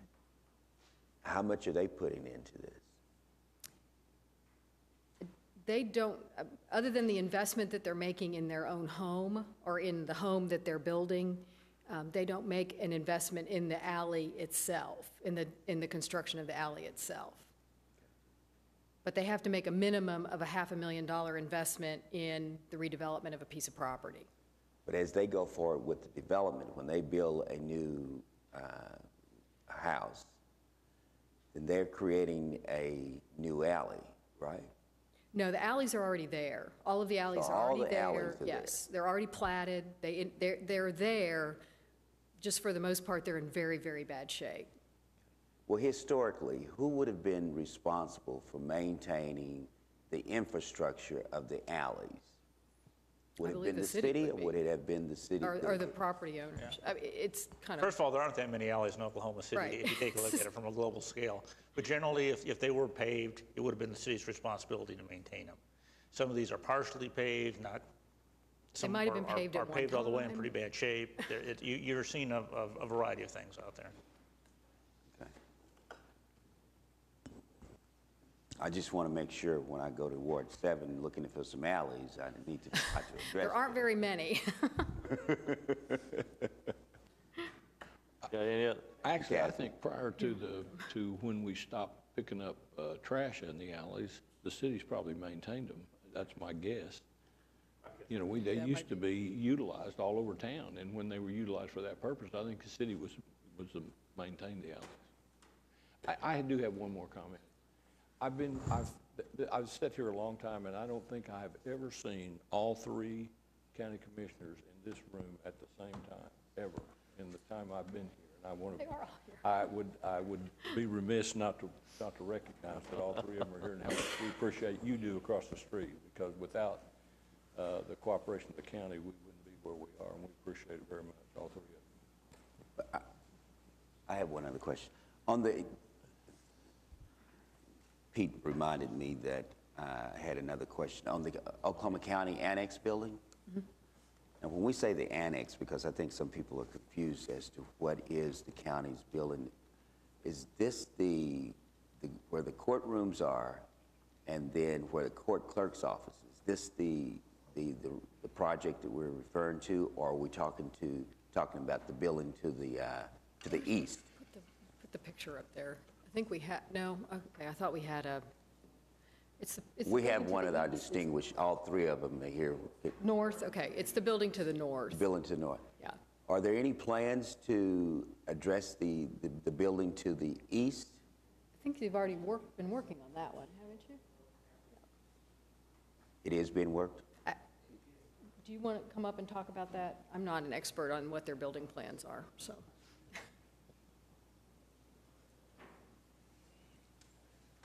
Councilman, I think you may be talking about the Investors Capitol building. Yes. Which is immediately east of the annex building. Yes, sir, Mr. Bond. Yes, we have some plans to do some renovations in there as well, but not with these funds. So it's not with these funds? No, no, sir. Because if it was with these funds, I was going to make the mercy request that you all at least open it up so we can go across from one building to the other without having to go outside of the courthouse, then come back in.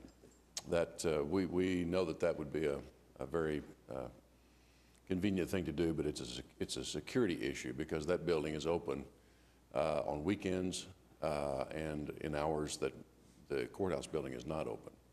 And it does not have, at this time, we don't have any sheriff's patrol in that building. So there would be access, if we do access from that building into the annex, and the annex then into the courthouse, there would need to be security, which we currently don't have in place. So it's more or less the sheriff's problem. Yeah. Well, we all work together. And I wanted to comment on Councilman White's observation. It's a new day.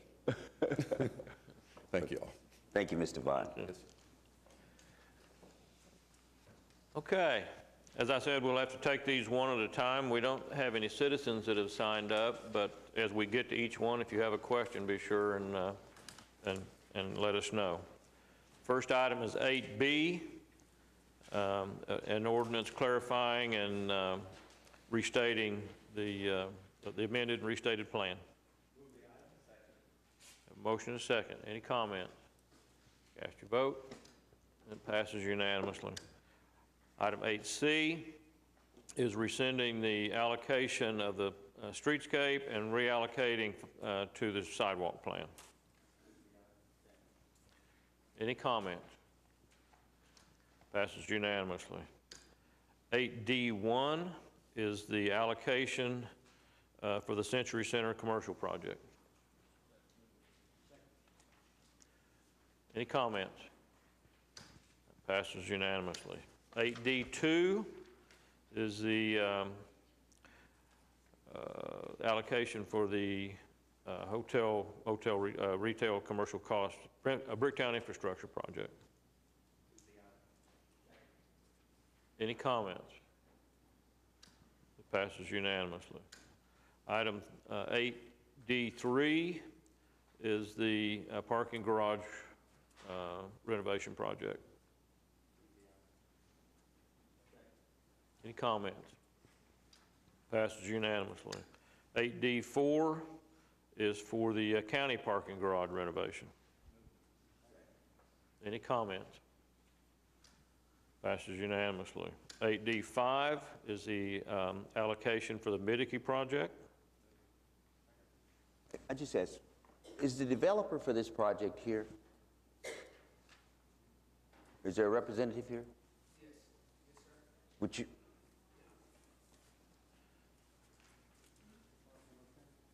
Could you give us your name and address for the record, please? Andy Burnett, 1609 Old Depot. This is Marva Ellard. She's my partner. Marva Ellard, 1521 North Chartel Avenue.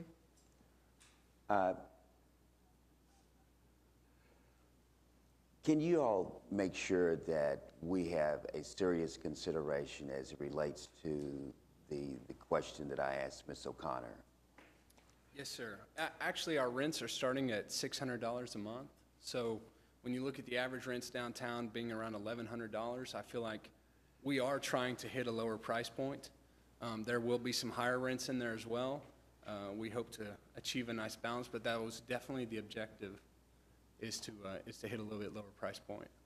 So the rents will start at 600. There will be units that will start. There will be some units at 600. Right around 600. And again, we're trying to finalize our numbers, but that was our first pass.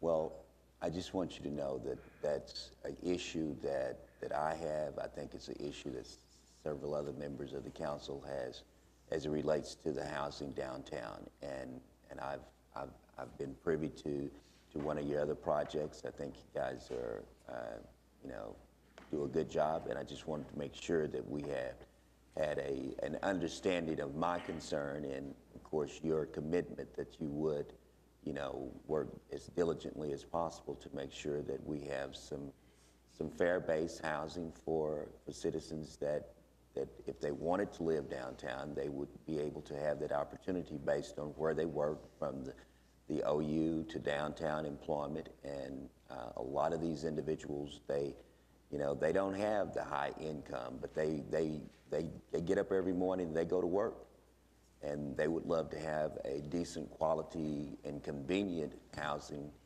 to serve them also, okay? We share that objective. Thank you, Mr. Burnett. How about a timeline, Marva? What are you looking at?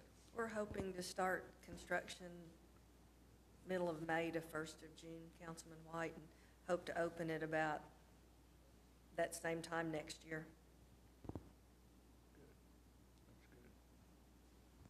Thank you. Andy, thank you. Do we have a motion? Any other comments? Cast your vote. Passes unanimously. 8D6 is the Cottage District Alloway project.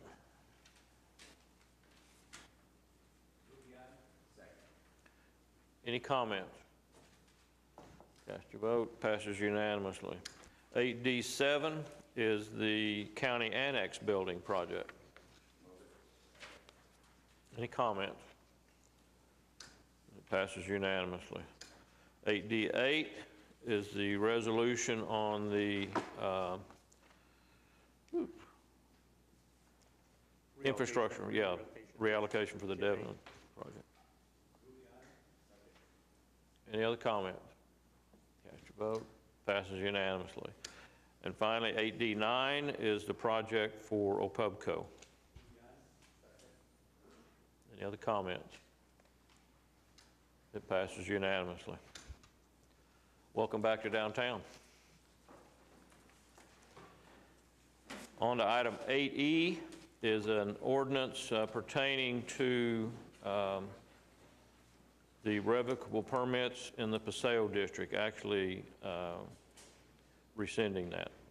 Yes, right? This is, as Dan Brummett and I had previously discussed this with the council, this is currently a provision in the Neighborhood Conservation District Tract 5, which is the Paseo zoning ordinance, and provides for no more than one revocable permit for a festival or event utilizing the public streets, et cetera, for the same time period. And this is the one that was in a district court case, and the judge previously indicated that he doesn't think it's legally valid. So and the city has not been following this provision for the last 2 years, and we would recommend that this be introduced and refer to the Planning Commission to repeal this, and that would then moot the case out if it's actually repealed. We have a motion and a second. Any other comment? Excuse me, I didn't understand Kenny's last part about planning involvement. Yes, this is a zoning change to the zoning code, so any zoning code change has to go to the Planning Commission. So what you're actually doing today is introducing it and referring it to the Planning Commission. Any other comments? Cast your vote. Passes unanimously. 8F, 1 is a public hearing on dilapidated structures. Do we have anybody here who wants to speak on dilapidated structures?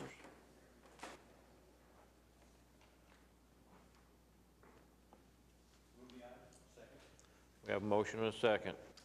Passes unanimously. 8G1 is a public hearing on unsecured structures. Do we have anybody here to speak on unsecured structures?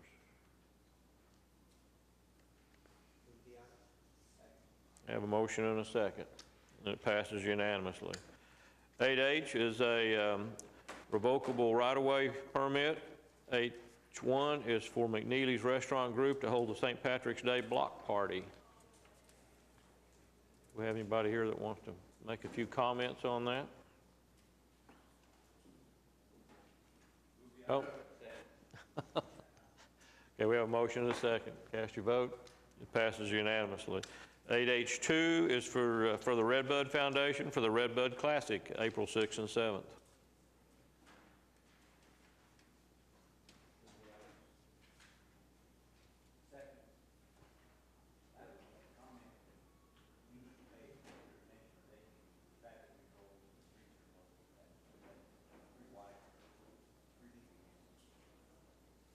Okay. Did you want to speak a little bit? Your name and address for the record, please. Patty Anthony, 1708 Bedford Drive. I'm the race director for the Redbud Classic, and I just want to thank the council for welcoming us each year. This is our 31st year to serve the community with a fun fitness event, and we hope it all goes smoothly. Well, we appreciate it. Did you catch Councilman Ryan's comments?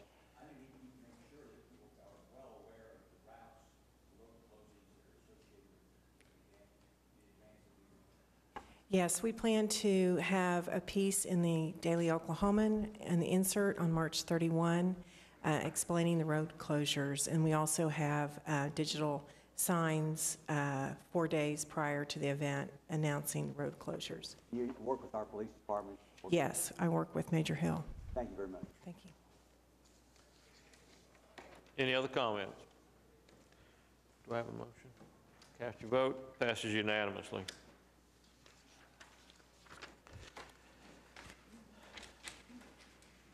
8I is the joint resolution that we had in MFA. Is that correct? So we do need executive session on this?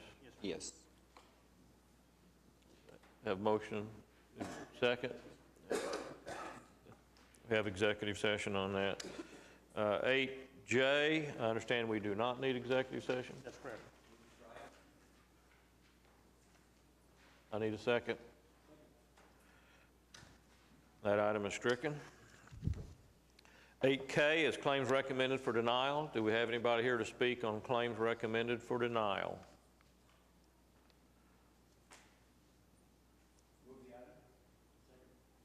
Cast your vote. Passes unanimously. Item 10 is claims recommended for approval. Anybody to speak on approval? Not very many people want to speak when they're getting money, do they? Passes unanimously. Item 10, items from council. Ed, you want to start us off today? Okay. Larry? Nothing? Pete? Wow. Skip? Any items from council? I would just like to mention, and of course, acknowledging the Ralph Ellison, that, you know, I listened to the presentation prior, and they were talking about the culture of a city and the soul of a city, and I really think that, you know, we should be more engaged in identifying and promoting the culture that exists in Oklahoma City.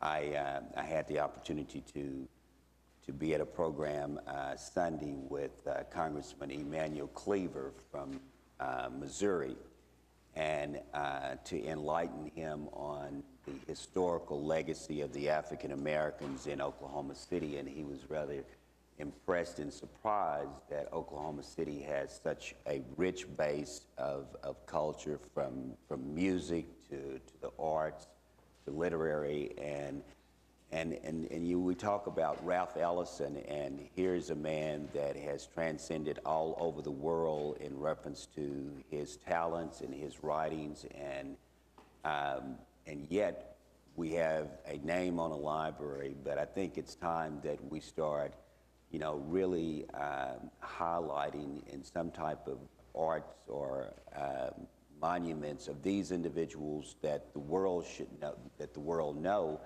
And yet and still, so many people have very little information that this man was born in Oklahoma City, Oklahoma, that he graduated from Douglas High School, and then all the other accomplishments is, you know, is something that a lot of people really don't know, and I think we should be the shouters of that and make it known that when you come to Oklahoma City, you come into a city where someone that is worldwide known and a legacy in various ways that was born here in our city. And it was his home. Didn't just, you know, come here and in and out. It was where the man went to school, his formal education from first grade to graduation.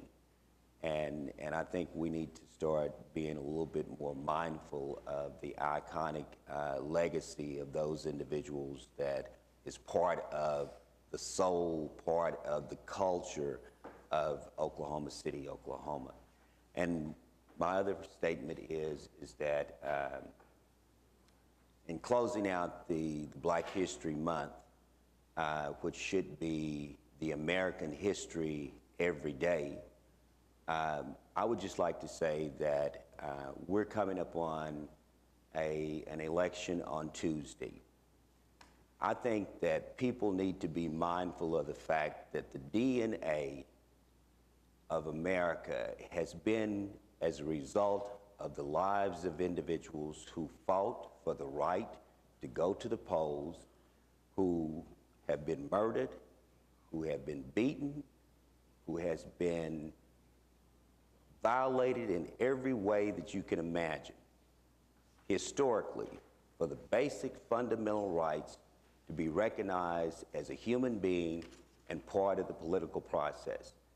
As a result, we've come a long ways, but I would ask everybody to be mindful of the fact that voting is a serious issue. It is not a game. It is not something that we should play with, that it is the process that we have in America to participate and be a part of democracy.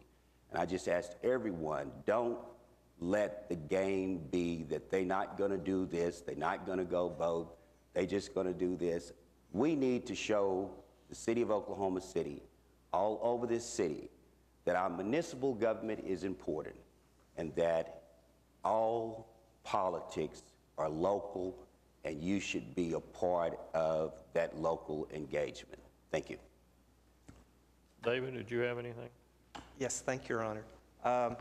First of all, I'd like to thank Councilman Kelly for hosting a town hall meeting last week. It was as good of a town hall meeting that I've ever attended. A lot of great information was shared by Chief City, Jan Perry with YWCA, and then the Oklahoma Housing Authority.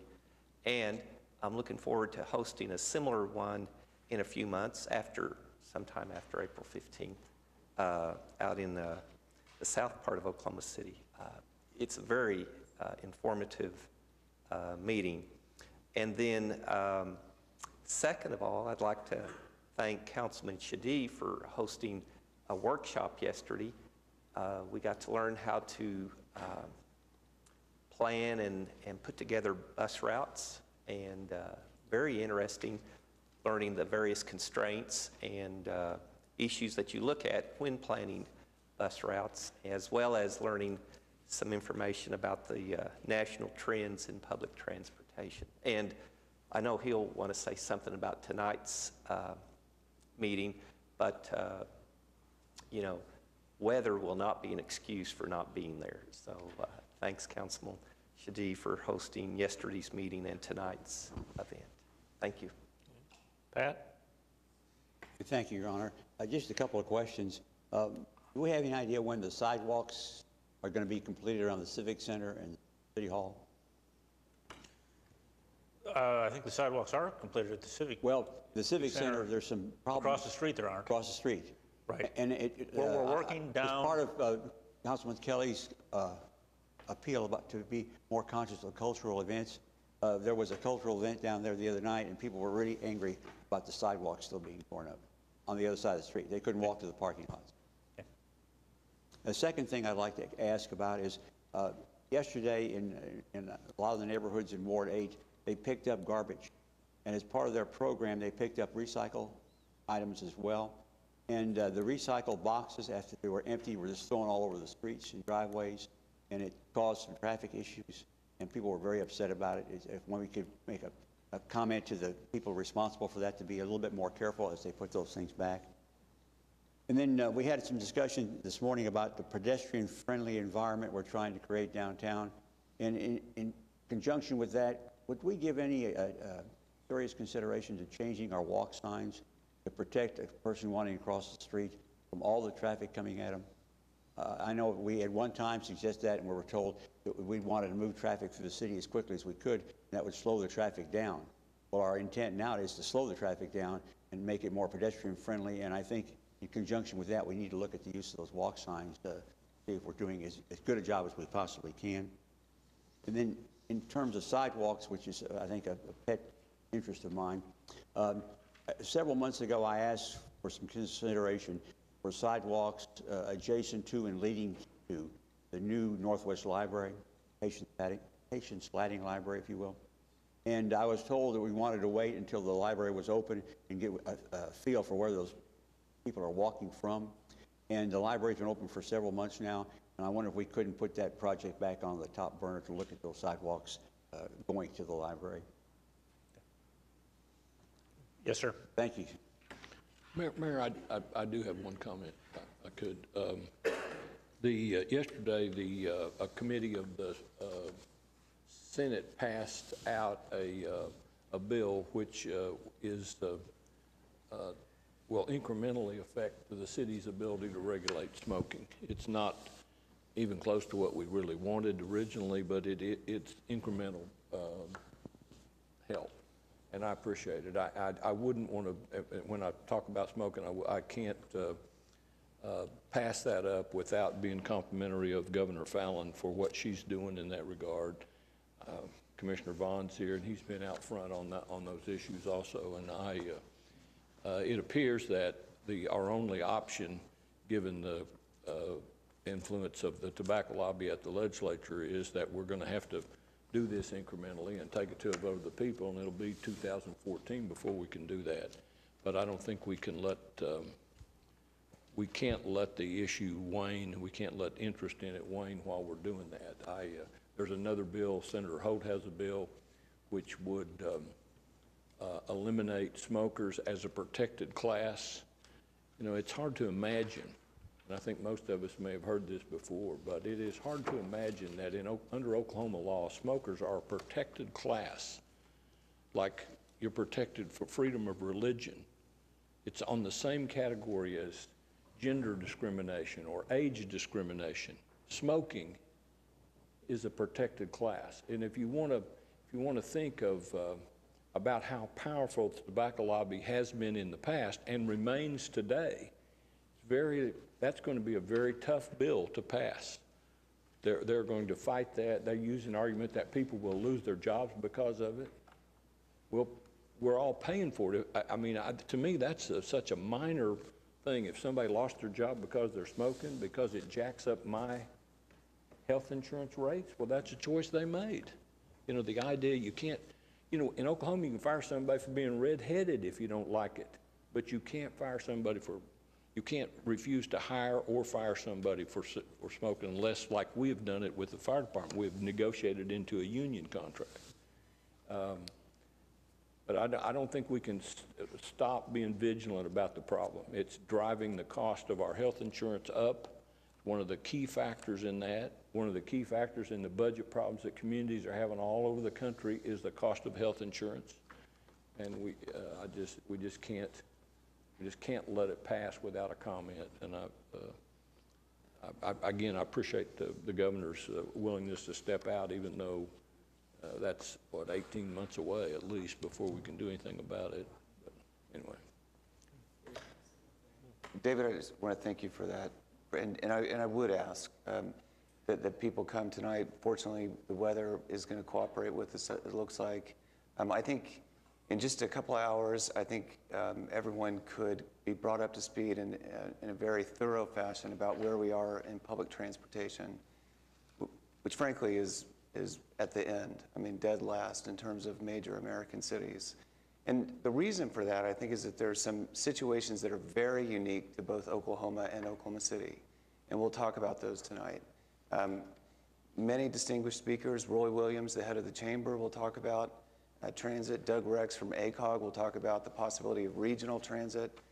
Jarrett Walker, who wrote a book, Human Transit, and is an internationally acclaimed transit planner, and very, very insightful, and translates these concepts into language that everyone can understand, will speak.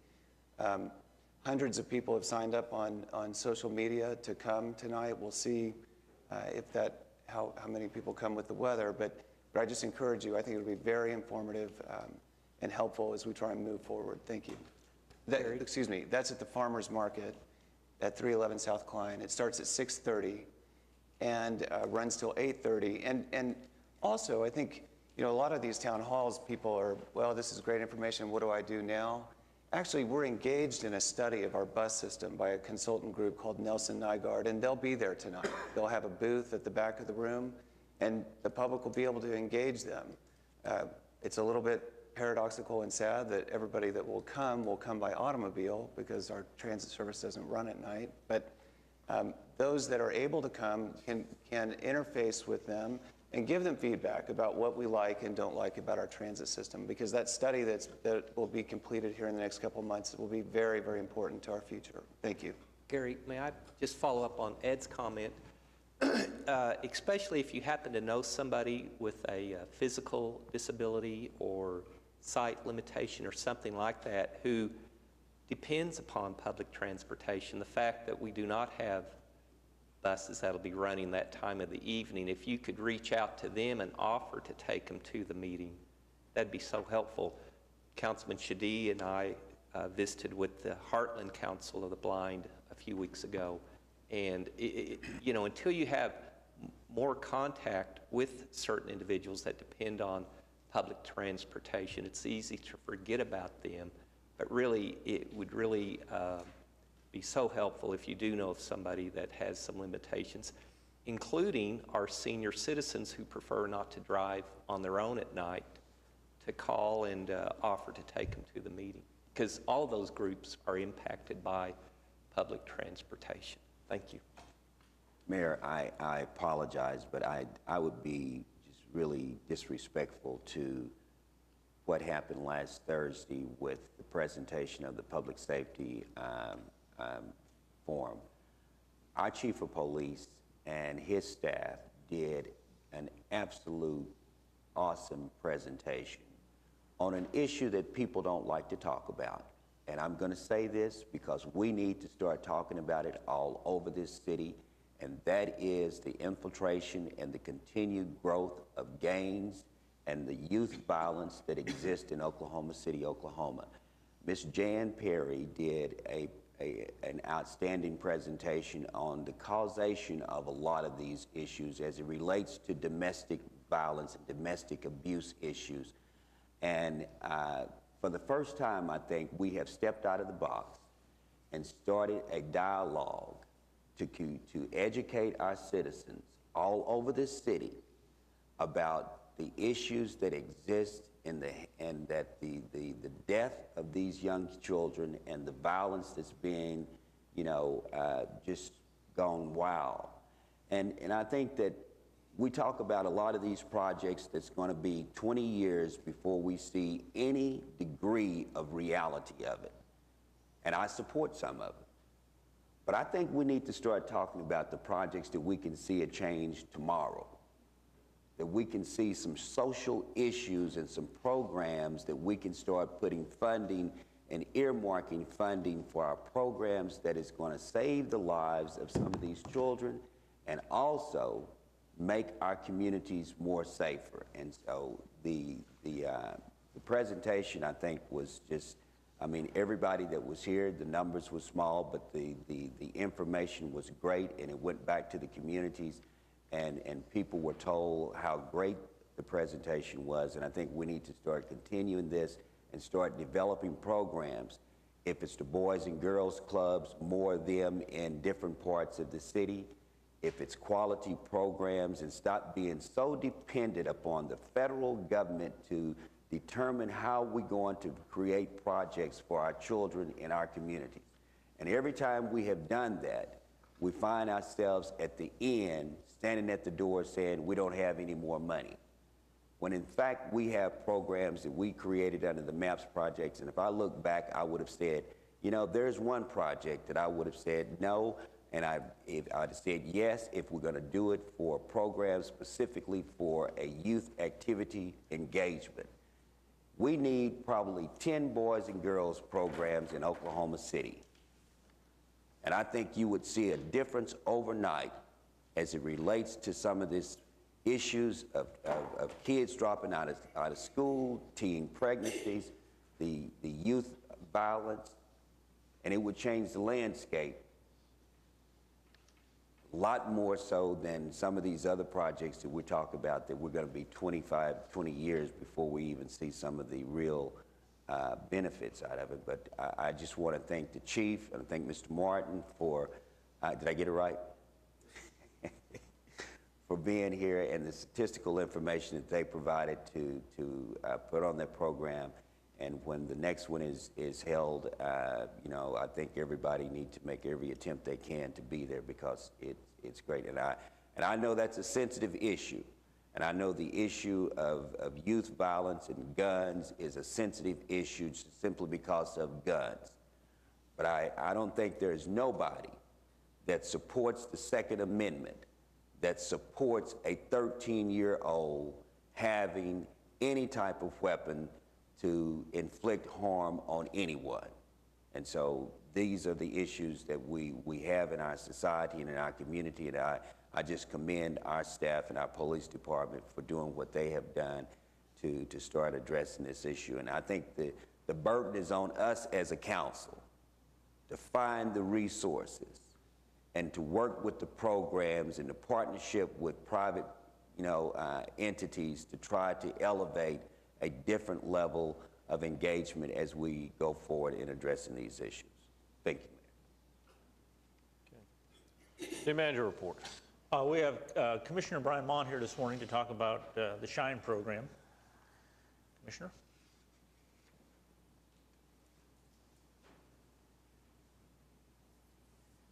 Mayor and Council, I'll make this brief. First off, I want to thank on behalf of the County Commissioners for approving the TIF money that you just gave us. Well, I'm sure you put that to good use. I have Brandy Johnson here as my Community Relations Director, and she will be presenting you with packets along with what you'll see on there. Councilman McAtee and I discussed a few weeks ago about presenting a report to you because the SHINE program, as you well know, has been very dependent on an installment of $25,000 per quarter from the council, which you've generously given to us, until which time we've been able to get up and be self-sufficient. With the bill that we passed the legislature last year, this ultimately, we hope, will be funded exclusively by the offenders themselves. The judges can assess them a $25 up to $250 fee. The fee for that, however, is paid in order of the number of fees that were created, and we are unfortunately last. And so it'll take a while before those fees are completely collected. And as you may or may not know, offenders can almost in every case make payments. And so they are paying out their fees. So in addition to the fact that we get paid last, they're paying out their fees, and they pay each fee in order of chronological order first. So it is not proportional. So whenever we get the fees for our fee, it's last, and it's when they've paid everything else above that fee, just to be clear. So I appreciate very much the vision of this council, and I want to thank Councilman White for originally helping orchestrate this deal, and before that, Councilman McAtee was very helpful in trying to get us the paint, because as the law requires, we can do a number of these functions, but we cannot pay for the materials. So we've had a very codependent relationship with Oklahoma City, and it's been a fantastic partnership, and you applauded us earlier, Councilman White, about the relationship between the county and the city, and I just want to echo it back to you that we're very appreciative of the leadership of the city. We just have a few of the slides that we'll show you, and of course we always give credit to Public Defender Bob Ravitz, who helped come up with the concept of this. This really was an attempt to reduce the jail population in the Oklahoma County Jail, where we of course house the city inmates as well. And what we have done is, and in cases of some instances, we have reduced it to as much as 200 per day of our averages that we have recently seen in recent years. But a few months ago, the county jail population fell below 1,900. That has not happened in years, if maybe even ever, since the inception of the county jails. So it's a huge improvement. And while they were expecting the health care increase of our premiums to go up 16%, we were able to successfully renegotiate the contract for only a 3% increase, because we have staved off enough of those working in this program and another alternative sentencing program, such as the GPS bracelets and different things that are really helping save the cost, because that does come out of our general fund dollars, and it is very expensive to the county. Approximately about $450,000 a month for the health care of the county inmates. Out of our $71 million annual budget, that represents over $6 million right off the top. So it starts to put a strain on us in a hurry. When we originally started this deal, as we know from working with you, that we worked on graffiti, which Councilman Kelly accurately points out is a big problem with the gangs. They use that for messaging, and it's important that we get on it right away. Some of the stuff that's been there forever is not actually containing a message anymore. It's those recent taggings that are very, very problematic for criminal defense, and Chief City has been a big partner with us, and we take pictures of all of that, and we have helped lead to the conviction of several people, because it's like calligraphy, and they have such a great gang unit that they are able to help determine a lot of those pictures that the SHINE crew takes and sends over there on a daily basis. But we expanded this to school, parks, and neighborhoods. This is just an example behind one of the smallest elementary schools, Prairie Queen Elementary. This was an alley, and as the manager pointed out a while ago, there are not very many of them, but where we have some, sometimes maintenance is problematic. And that back there on the left side of the screen there is a 4-foot fence where there's neighborhood. In 2010, there was an 11-year-old girl abducted from Jefferson Middle School, which is the largest middle school in the city, just across the street. And a lot of people wondered how that could have happened in broad daylight with cross guards and police guards and a lot of parents and school buses. And it is not known for sure, but it is believed that the perpetrator traipsed off through this area. What I love about this is an example of how all of us work together. You as a council deeded this property over to the school board. You can click. And so we took out the fence. The school board expanded once was one of the smallest playgrounds in Oklahoma City into a larger playground. The school board mows that now. The neighbors don't have to deal with it, and you still have, just like you were talking about the abandoned railroad tracks a while ago, the access to your utility lines through there, because nothing will be built on that. So everyone worked together just as like you should, and Debbie Martin talks about how for years she took calls and complaints on that. And so we look for those kind of projects. If you and your wards have different areas that you would like for us to address, this is the perfect illustration of something that's very successful. This was a park in South Oklahoma City that's actually just 2 trees. There were 12 vagrants living there on a regular basis that we identified. I'll leave you to your imagination about what a lot of that is that I'm looking at.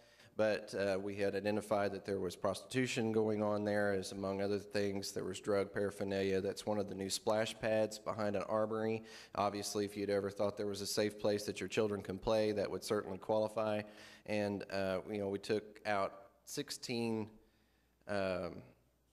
tons, or I believe, no, 48 tons of trash, 3 16-ton dump trucks of just debris that we removed. It's been a little while ago, I was trying to recall. Before it was 1 twig. So now you can drive underneath there. That's like a land alcove that is all residential area that surrounds that little curvature area of the park there. And this is Capitol Hill High School, the largest in the city school district, 49.6 acres, I believe. It is mammoth. And then the back 10 acres in 1973, there was a dedicated tree orchard. It had gone out of control whenever the school quit maintaining it, so it took a lot of crew time to go in there and do that. What's important about that, though, is all 3 South Oklahoma City schools play their home football games there, which obviously means they host away games for all kinds of students coming from each corner of the state. I don't think that any parent ever loaded their child up on a school bus to send down to Oklahoma City in anticipation that this kind of stuff was going on right there as the buses unload. So now it's a beautiful park area that is a great enhancement for the neighborhood that abuts up behind that, and of course the students are able to go out there and play. And there's an example of all the trash that was collected there. The wood chips, Councilman Shadid, were very eco-friendly. We try to chip everything up and pack it around the tree trunks to control underbrush from coming back up. And we have obviously worked with our inmates that we don't have the ability, like the community service workers, to take out and have them sort out the trash so that we can do as much as we can with recycling. It's just kind of how the park looks today.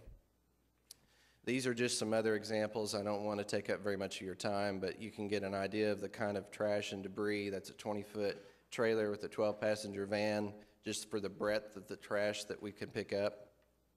We average crews that run between 20 and 40 a day.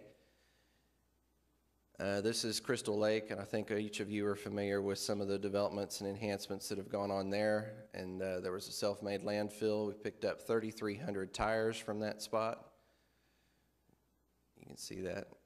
We've become certified as a DEQ pickup place, and so now if we can just collect counties and have them at the county barn, DEQ takes and removes them from us so that they are properly disposed of at no expense to the taxpayers, or to the county.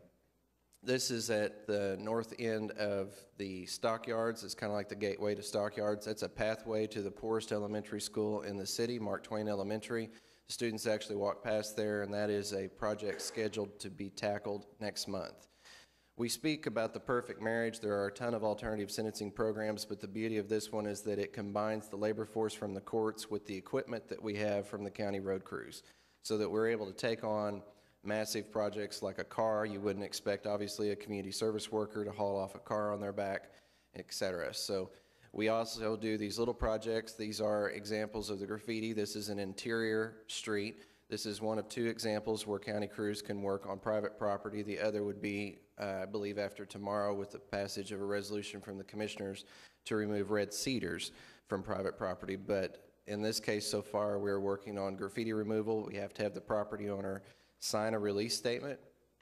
And we have obviously a partnership with you as well, because you're providing us the water for the power washer for that, and Community Action provides us the paint and the chemicals to remove that. This is Chesapeake. In fact, that's Teresa Rose there in the lower left-hand corner, and she brought out a crew, and what I want you to be proud of is that this has stimulated all kinds of civic and corporate involvement. We have a number of different businesses and people in the community who have wanted to go work on the foundation of the efforts that have been done by those in the offender program. We work on small projects too, a lot of which will never merit a presentation, but this is just a smattering of few. And we also are trying to help with all the quality of life projects that you have here going on in Oklahoma City with our vibrant community, because most of them are held on public lands, such as the Arts Festival, Vice Mayor. You know how much work goes into that. And we have also the boat races and different things along the river where there's cleanup, tear down, and setup, which is extremely expensive if you're contracting it out, and we try to work and facilitate that. And I think that today and yesterday they were actually helping pack up the Friends of the Library book sale out at the fairgrounds. We've helped with the Governor's Food Drive program, and of course every fall we have worked with the Salvation Army's Coat Drive, where we've collected several. It's a ready-made program for disasters, which helps the entire community. And we have, go ahead, other future projects online, such as maybe looking at doing community gardens like the sheriff has already done to reduce the produce bill at the county jail, and maybe help those, like Councilman Kelly is pointing out, that are having trouble with affordable income and housing. There are a lot of people that are a part of this deal, and I'd be remiss to say if I didn't give a lot of credit to my two fellow commissioners who are present today, because every vote we have had has been a unanimous vote. We've had a united front coming on, and this year we're very excited about a bill that's at the legislature that would require deadbeat parents who do not pay child support to work 2 days a week on the Shine Crew, and leaving them 5 days a week to find a job. That is, until they find a job, they would work there. It does not pay off their back child support. So the concept is you either come and work for free or you go and work for a check and support your family.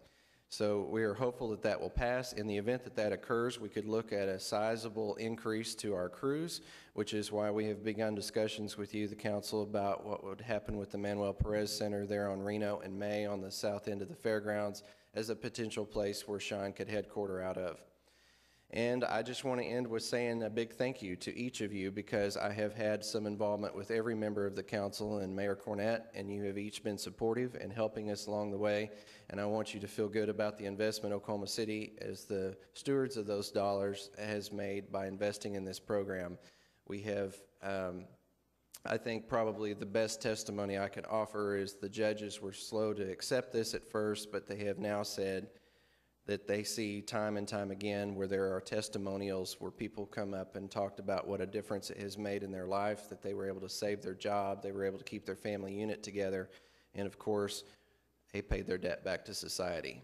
So I think that in one instance, you were asking us to clean up something along the river in Ward 7, and the bid that you had received from a contractor was about $34,000, and I think we cleaned it up in one afternoon with this. And so we're out here working every day.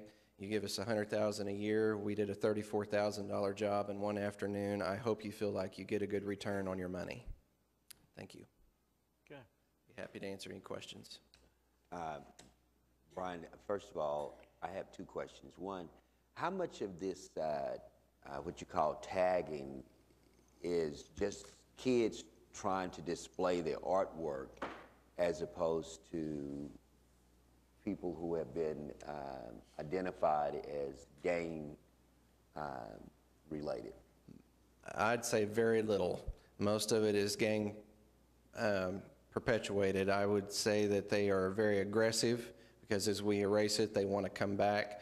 But we are found in this program, we're very successful of driving them out, because when they know, they have identified us kind of as a gang as well. We're just a good gang, and they know that we're not going to let it rest, and so they pack up and move somewhere else. So we provide relief one neighborhood at a time, or one property owner or business owner at a time, and then they tend to pack up and move somewhere else. But we identify their markings, and those that the gang unit have told us are in fact symbols of different rival gangs. They are rivaling with each other, and it's war messages they're sending back and forth. Your Honor, just a question. Brian, you need to get more publicity about your program. I mentioned Shine program to several constituents over the weekend.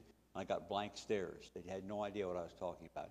So I think it's a great program. It just needs to be given a little bit broader brush treatment in terms of publicity. Good luck and thank you very much for what you. Thank you. Be happy to work with you to do that. Ed? What, so the total cost to the city is $25,000 a quarter, and then you mentioned a project in Ward 7 that you did. Is the SHINE program charging the city for any projects? No. For not water utilities or city or any? You give us a water key so that we're able to fill up the brush pump or the power washer to go fight the graffiti. We have one unit that works 5 days a week just on graffiti, and then we have another unit that goes and works on the beautification cleanup project stuff. And so that would be like the only billable, if you will. Okay. How many of the those in the program do you think suffer from substance abuse or are there because of substance abuse? Well, the drug court is one of the biggest contributors to the labor of our program, and I was just speaking to a group yesterday, and I pointed out that's the beauty of having them sentenced to this program, because also as a stipulation of that, they may be required to do some drug rehab or drug counseling, as opposed to in jail. Their access to that could be more restricted and limited, although there are some programs that are offered. And then, of course, as a stipulation, they're usually required from drug court to go and do drug testing and, have some level of accountability. Okay. So we work with, like, for instance, the drug court, the public defender, and the district attorney. All of us are in conjunction together to make sure that we're trying to have a successful outcome. And we've just celebrated 10,000 people through this program so far, and I say celebrated because to date we have only had 3 re-sentenced to the program. So our recidivism rate is, I think, pretty spectacular. So what percent are coming from the drug court? An exact percentage, I'm not sure. I would know it's a substantial amount. The majority? Probably close to a majority. Okay. Well, it's hard to see any of the projects that they've done and not be impressed with what you've got going on. It's remarkable when they move in and do what they do and what it looks like afterwards, and I compliment you on that. If somebody would like to get a hold of you requesting SHINE's assistant on something, they call your office? Sure, 713-1502. It's administered by District 2, but it works throughout the whole county, and as I mentioned, the other 2 commissioners and I work well together on those projects. So if you identify a project in their district and call them, it's just as well. You can call any of the 3 of us and we will make sure it gets addressed. Okay. Right. Are the judges sentencing individuals to your program? Directly to it, oftentimes. Not just court services. If it just says community service on their court order, then sometimes they try to push them towards this program, but oftentimes the judges are ordering them directly to this program specifically. And if an individual in our court system has sentenced or is sentenced to X number of days in the jail, the alternative could be that they could be sentenced to the SHINE program and satisfy whatever fines. Right, and the bill that we passed last year actually allows for you to collect part of the fee for revenue here for the city too. So in addition to saving you cost of incarceration, you could also be collecting fees from those offenders as revenue to the city, just like the ticketing process. And we do have Bethany and Midwest City actively sentencing them to us frequently, and I anticipate that a lot of the municipal courts will be looking more and more to this as an alternative because of, again, the cost of incarceration is so high. Can I just get a sense, Brian? How many hours would somebody typically be sentenced to for, say, possession of marijuana? Oh, usually between 40 and 100. DUIs or a first offense are usually a 40-hour community service. They may come in conjunction with other fees that they have assessed it, so that may not be the grand total of their punishment. And though we're trying to work with a lot of the judges on this, it's still obviously their prerogative with sentencing. A lot of them still do a brief sentence in jail and then tack on community service afterwards, but they claim that they're doing part of the community service in lieu of maybe a 60-day sentence, maybe reduced to a 30-day, and then 40 hours of community service. So they could have community service and a fine. I mean, it doesn't necessarily eliminate the fine. Not necessarily, but the public defender is such a proponent of this because if you claim you don't have money, We have an arrangement with McDonald's there downtown where they have a big parking lot. They allow us to park there because it's right on a bus line that connects to every bus route in Oklahoma City. So we pick up there every morning at 7 a.m. If somebody doesn't have money, they don't, they can get bus fare, share fare tickets and things like that, and they can arrive if transportation is an issue. Thank you. Brian, one other question. Can a prisoner in the county jail volunteer for this? Or does he have to be assigned to it by a judge? The judges have to order them to community service and or directly to this program for liability purposes. Because thanks to state statute, we have no workers' comp or tort claim liability, nor does the city if we should be working in conjunction with you on any project and they unfortunately be injured. I do want to end also on, you mentioned the graffiti. I never thought we could get to this point, but we are now down to a half a business day notice on graffiti. So if you call us with graffiti between 7 and 11 a.m., it will be addressed between noon and 4 o'clock.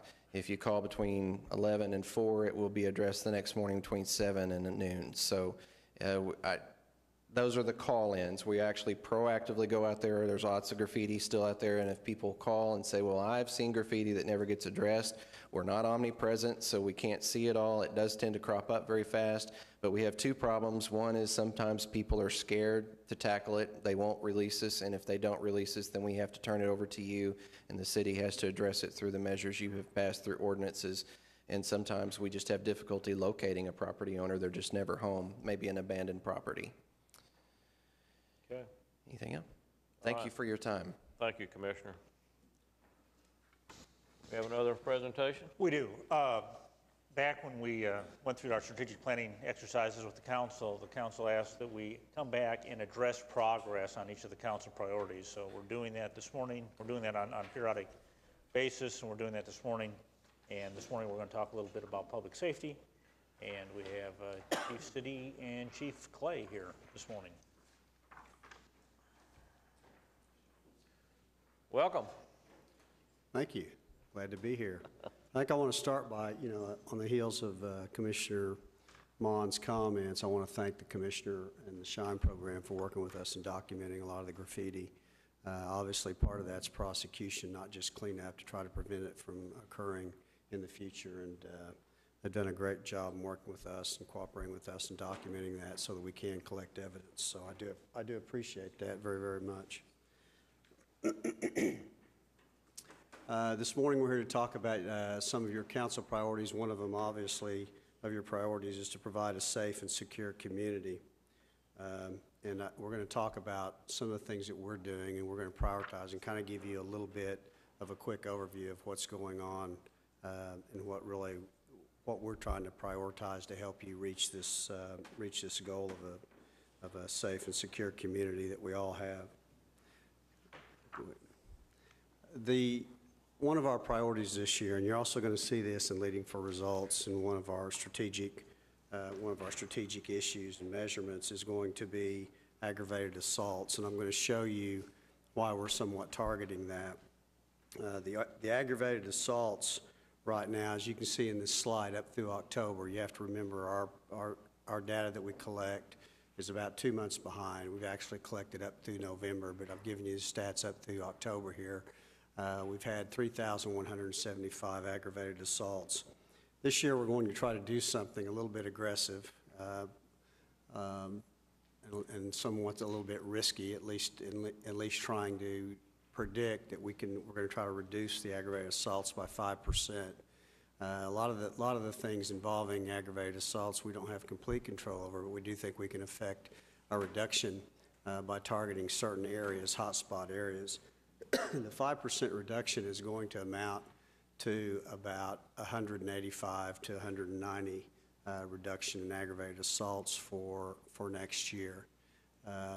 If you look at November, at the November numbers, we're already looking at over 3,500 aggravated assaults. Why don't you go to the next slide? Yeah, thanks. We already have in November, we have over 3,500 aggravated assaults. In all of 2011, we had 3,500. You can see in 2010, we had 3,800. So we're on par to probably reach the 2010 numbers or come close to that for 2012. I know we hear a lot about the homicides. Last year, the numbers that we had, the increased numbers, but you can see here, what I really look at is a trend. 1 year does not make a trend. Having 99 homicides is not a trend. It's obviously a very big concern, and if that continues, it's a huge concern. But there's a lot of things that affect the homicide or the murder rate. A lot of it has to do with just luck, medical care, some of those types of things. What I really look at as far as a trend goes is over a long period of time, back to say over 10 or 12 years here is from 2000, you can see that the trend for assaults is up, aggravated assaults. This isn't all assaults. We have a lot of minor assaults that we work. But aggravated assaults, the ones that will result possibly in death, are listed here with, you can see where we had 2,500 back in 2000, and we're over 3,500 and up to 3,800 in some cases today. So this is a concern that we want to address, and this is why we've prioritized this. It's in conjunction with the homicide rates, obviously, because these are the individuals that could end up in that critical statistic. One of the things that we're going to try to do to help with this is obviously increase our visibility in some of those high areas. How are we going to do this? I know that you added officers last year, and I'll explain this to some council persons already, but you added officers last year. We have a salary savings. We have had, as a result of the economic downturn, we did not have classes for 2 years. So we have a vacancy rate of about 80. The city manager has authorized us to use the salary savings from those vacancies, to be able to use that for overtime, to be able to put more resources in those areas where we think we need them. We're identifying the hot spots. Most of what we do now is data-driven. We try to put those officers in the area where we're having a significant number of problems, and we can identify those and have identified those. So part of that's going to be visibility in those areas. A lot of it's going to be strict enforcement, taking the bad guys off the street, taking guns away from individuals that, in most cases, 80% of those firearms result in what you see up there, these numbers in aggravated assaults. So the additional overtime also with the salary savings, we've also had grant programs that have over the years dried up to a certain extent. But the city has authorized overtime for us to be able to continue our gang enforcement. We do that during the summer months when it seems to increase through May and September. Through September, to be able to try to hold the drive-bys down and to address some of these violent crimes. So we're going to do that with overtime money, and then we're aggressively trying to fill our vacancies. Obviously, we fill our vacancies and we can get those officers out in the field. 80-plus officers it helps us significantly in being able to have enough people to address those problems in those areas. So those are some of the things we're going to try to do to address that. And then hopefully our 5% is basically not over a long period of time. We want to do that next year. We want to reduce those by about at least 190, 200 assaults, even greater, obviously, if we can. The next slide shows you. Chief, can I ask you a question real Yes, quick? sir. I'm sorry to interrupt. That's but fine. I'm just so struck by the rate of acceleration between 2007 and 2008. To me, that's the most dramatic part of this slide, is that you have a 25% increase in 1 year during the recession, which tells me that, I mean, obviously this has multiple causes, and I have no doubt that adding more police officers will suppress crime, but it wouldn't matter how many. I mean, you couldn't add enough police officers to the street to stop that kind of movement. I mean, that's a huge increase. And so clearly economic conditions are playing a role.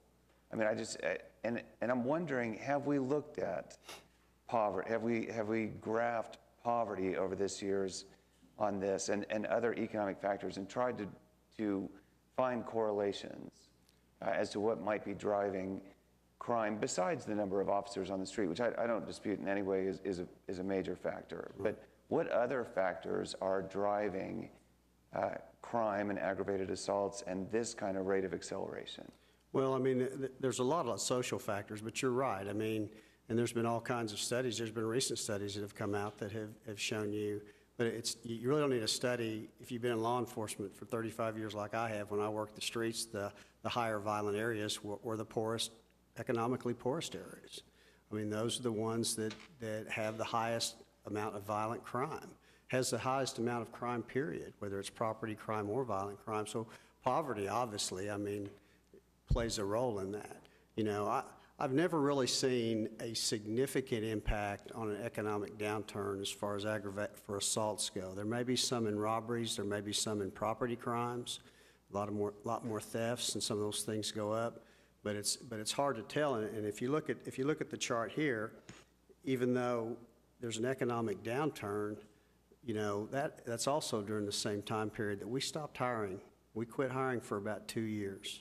Mm-hmm. So there is a correlation with the economic downturn, with also the fact that we didn't have an academy and ended up with over 100 officers short during that period of time. And then it takes you about a year, you know, at least a year and a half to get an officer fully trained. So it takes time to build that back up. So you're looking at a long period of time where you don't have, you know, officers in the field, on the street, will help reduce crime, will help keep it down. It won't eliminate crime, to what you're talking to. You know, education, the poverty level, which there's a correlation between not graduating and being in the poverty level, medical treatment, those types of things. You know, there's more, most of your gang activity, most of your gang activity is in the lower economic areas. And what's popular with the gang activity and becoming more popular is everybody wants a gun, and they're easy to get. So, you know, guns play a huge role in that number right there, because those are serious assaults, and most of your serious assaults are committed by firearms. You know, it's hard to beat somebody up seriously enough to be in this category. It happens, but it doesn't happen very often. So you're right, there are a number of factors that go into that. And us in law enforcement, what we can do, and we have some preventive programs. We have, you know, we have police athletically. We have some things we work with different social agencies where we help start drug court, as the commissioner was talking about. We were one of the prime role players in developing along with the DA's office and the public defender's office. Those types of things we're involved in, but our primary role is taking calls and making sure the bad guys are off the street and the guns are off the street from people that shouldn't have them. And we can suppress that by having them on the street. And part of it is we'll go along here in the community feeling safe is our ability for that person to see an officer on the street, not necessarily enforcing, but feeling that they have somebody there. Police department empowers the community, and we've seen that with programs like the Weed and Seed, where we've gone in, and they feel more empowered to do things if they feel like we're there to back them up and to support them. So, I mean, you're right, it's very complicated, and again, and we have a limited certain role in part of that, and the bottom line is that a lot of those things you're talking about are, I'm kind of getting on a soapbox here, but all those things you're talking about are long term. You know, we need to stop the shootings tonight. I mean, our job is to get out there and to try to keep people from being killed tonight. And so, and drugs play a huge nexus in that. Alcoholism, drugs, I mean, you've talked about that before. Obviously, you know, most of our crimes and a lot of our homicides have a drug nexus to it, whether it's alcohol or illegal drugs or prescription drugs. So that answers your question. The homicide rate, as I spoke before, I mean, it is what it is. Last year it went up. It's fluctuated. We've had extremely high years over the last 30 years. You've had some in the 90s. The high is 102. You know, I don't anticipate this year being 99. For an example, these first 2 months we're at about 8, which is really about average or a little bit below average, 4 or 5, maybe a month is what we usually average, and we're about at that average now. That can change if you have a really bad month. Last year we started off with a lot of homicides in January. So It's hard to tell, but as you can see, it still goes up, and there will be a correlation with homicides going up as long as your aggravated assault rate is going up, and over a 10-year period, you can see where it has. Other crimes against persons, just so you know, rape has actually gone down over the years. We had 388 in 2000, 2011. But again, as of November of this year, we've got 364. So we're probably going to get up with one more month to go in these calculations up to what our 2000 level was. I hope that's an aberration, but you just have to wait and see. But over the long term, over that 11-year, 12-year period, it has gone down. Robbery rates over the years have gone up. You're looking at, in 2000, you had 990. We're up over 1,200 in 2011. We'll probably be over that 2011 mark. In November, we had 1,000 or 1,116. So, most likely we'll be close to that 2011 mark or maybe a little bit higher. But it slowly, as you can see, also goes up with a peak we had in 2007, 2008. And again, the economic issue may have some role in that. One of my concerns is that drugs plays such a huge role anymore with prescription narcotics. We're having a lot more influx of illegal drugs coming in to the United States, and the market's pretty good. And if they can't sell cocaine or something like that, now the cartels are bringing in illegal prescription drugs. They're manufacturing methamphetamine. We shut down the mom pops where we hardly have any anymore, but the Mexican market takes care of that by manufacturing meth down there since it's so popular here and selling it. It's cheaper than cocaine. So it's market driven, and if there's a demand for it, and probably one of the things we can do is be a lot more aggressive in trying in the area of education as far as narcotics goes. And then obviously we need to increase our enforcement also that we haven't increased over the last 20 years or 15 years. Violent crime clearance rates. I know this was talked about or mentioned at your workshop, so I thought I'd put that up here. You can see where we're above national average in 2 categories, and we're below. Now this just has to do with person crimes. I'm not talking about property crimes here, since our priority primarily is looking at person crimes and aggravated assaults. But you can see our homicide unit does a very good job. They have a 71% clearance rate. National average is 65. We're a little bit below in assaults. And rapes were above average, and robbery were below average.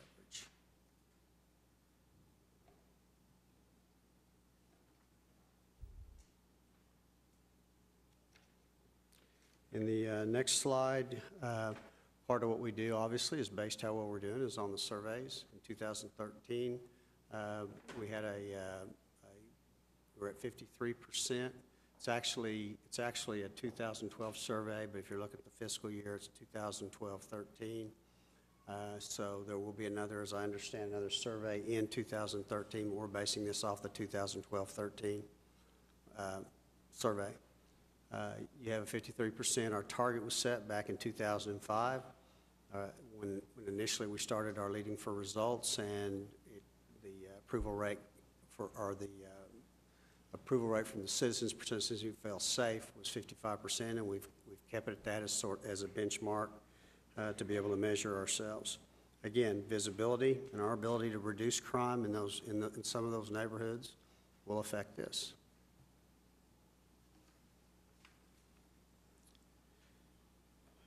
And then here's a historical perspective over that same number. You're looking at in 2008, it was 51%, dropped lower.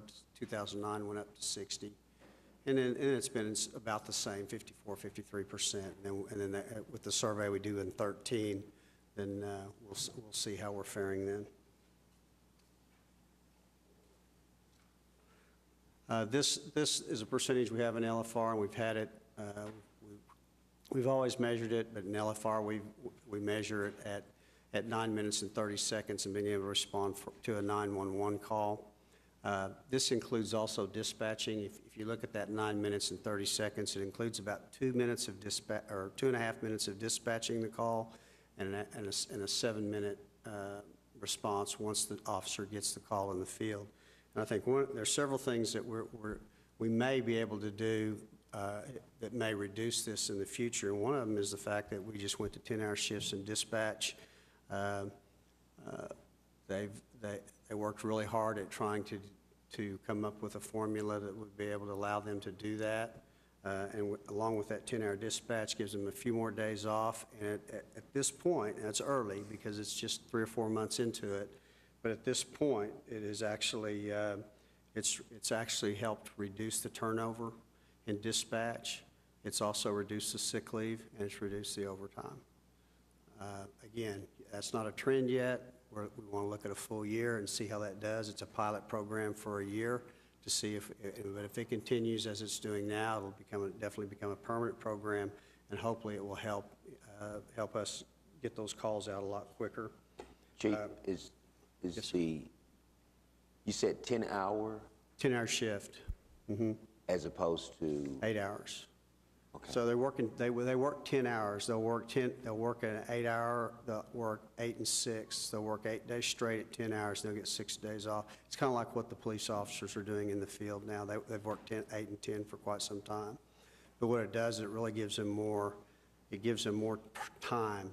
I mean, it's a very, very stressful job, and I don't think people realize how stressful that job is and what a great job they do in handling such emotional calls over and over again. But it allows them to have more time off. It really allows us to have more people on the floor, more overlap and more people on the floor by having these types of shifts, which allows them to have more time to train, which they need, have some more time for a lunch break to actually leave, walk away from their terminals and be able to take a break.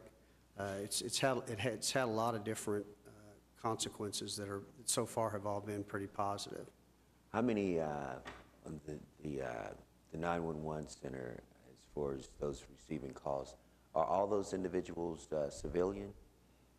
All of the police are civilian, not fire, but they're in the same building, but they're separate. Okay. So all of our police dispatchers are civilian. Okay. Thank you. Another thing we're doing that hopefully may help the response times on calls for service is you authorized last year for us to do a pilot program on civilian investigating positions, where we 4 of those positions, and we're just now getting them. We're getting ready to start training those individuals, getting them hired and training to go out and take non-priority calls. So if you call in for a burglary, it's already happened. All you need is a report and maybe an investigation, some fingerprint or DNA taken. These individuals will go out to those calls rather than tying up a uniformed police officer. If this is successful, if these 4 people are hired and it's a successful program, we'll probably be looking to come back and trying to hire more of those types of positions so that officers aren't tied up on something that's not such a priority call, and be able to improve our response times this way. We also are adding additional personnel with overtime, obviously, like I spoke about before, in the hot spots and things like that.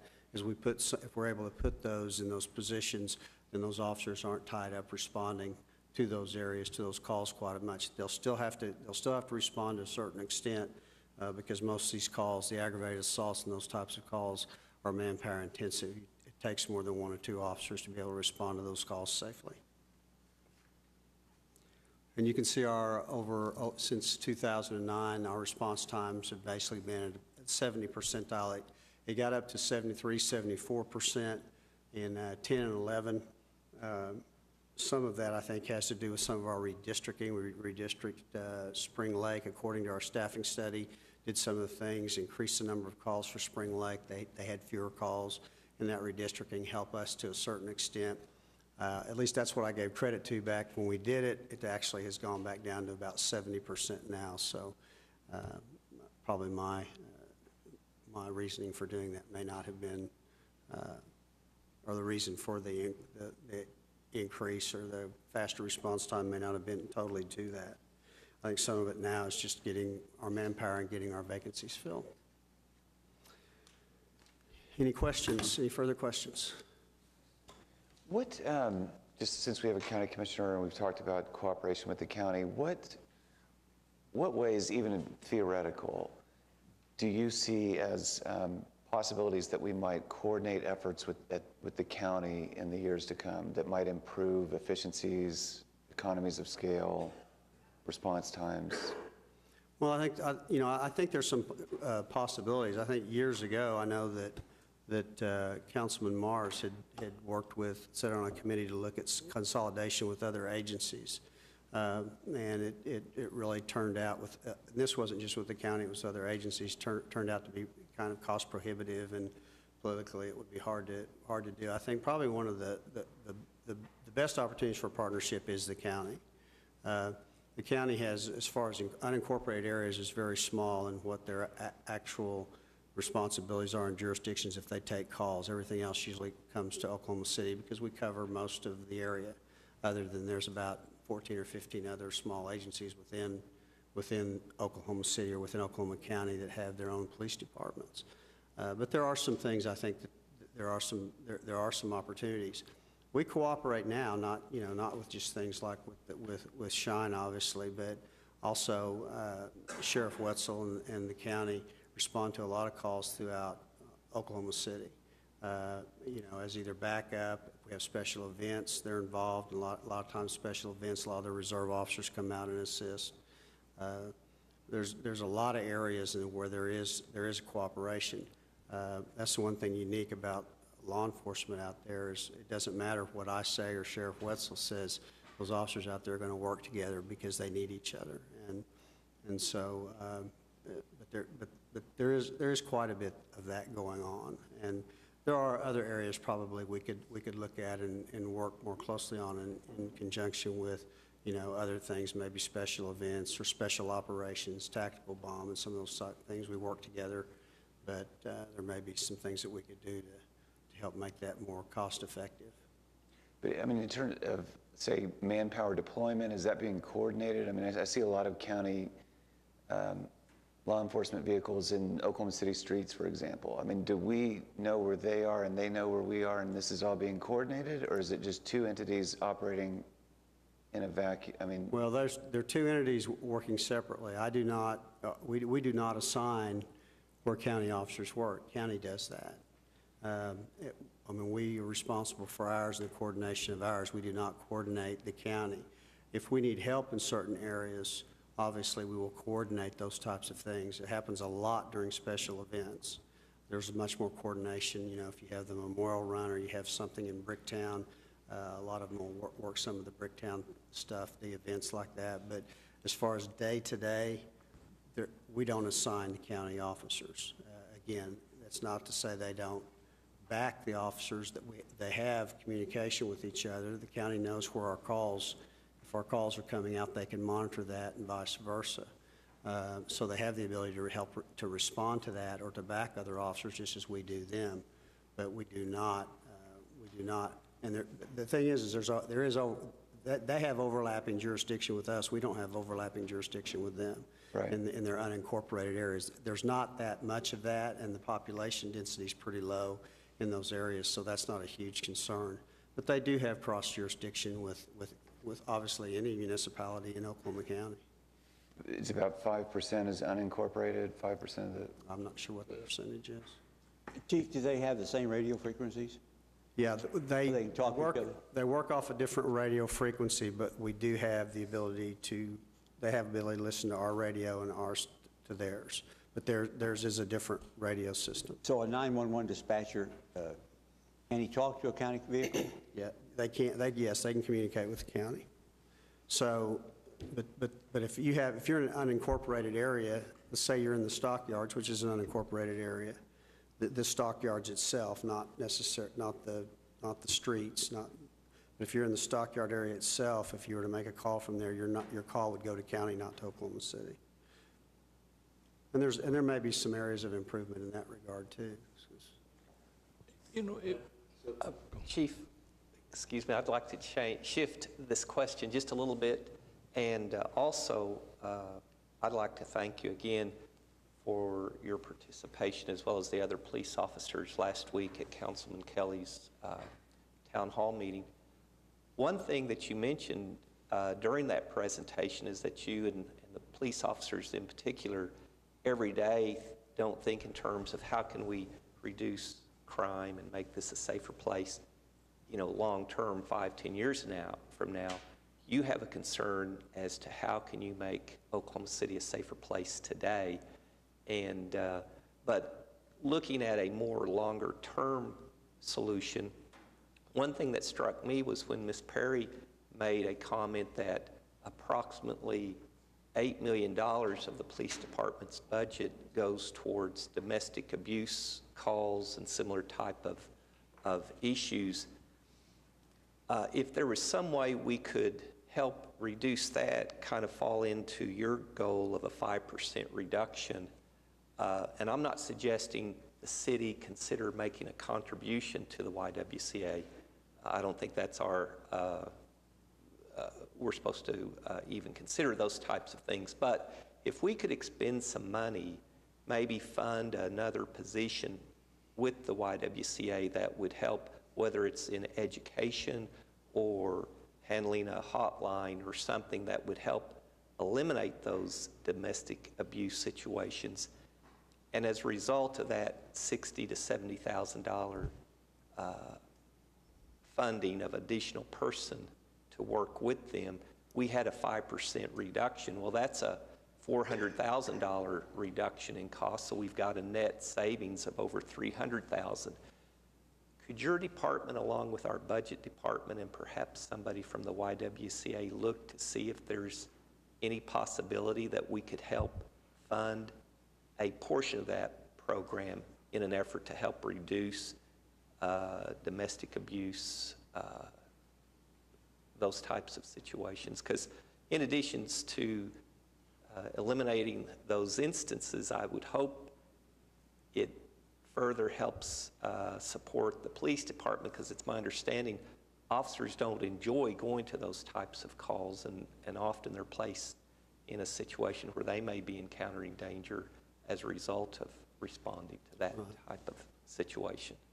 No, I'll be glad to talk with Jen. Obviously, we have a great relationship with the YWCA, and they're doing a lot of things. One of the things is they're trying to expand their facility, and I think she talked about that.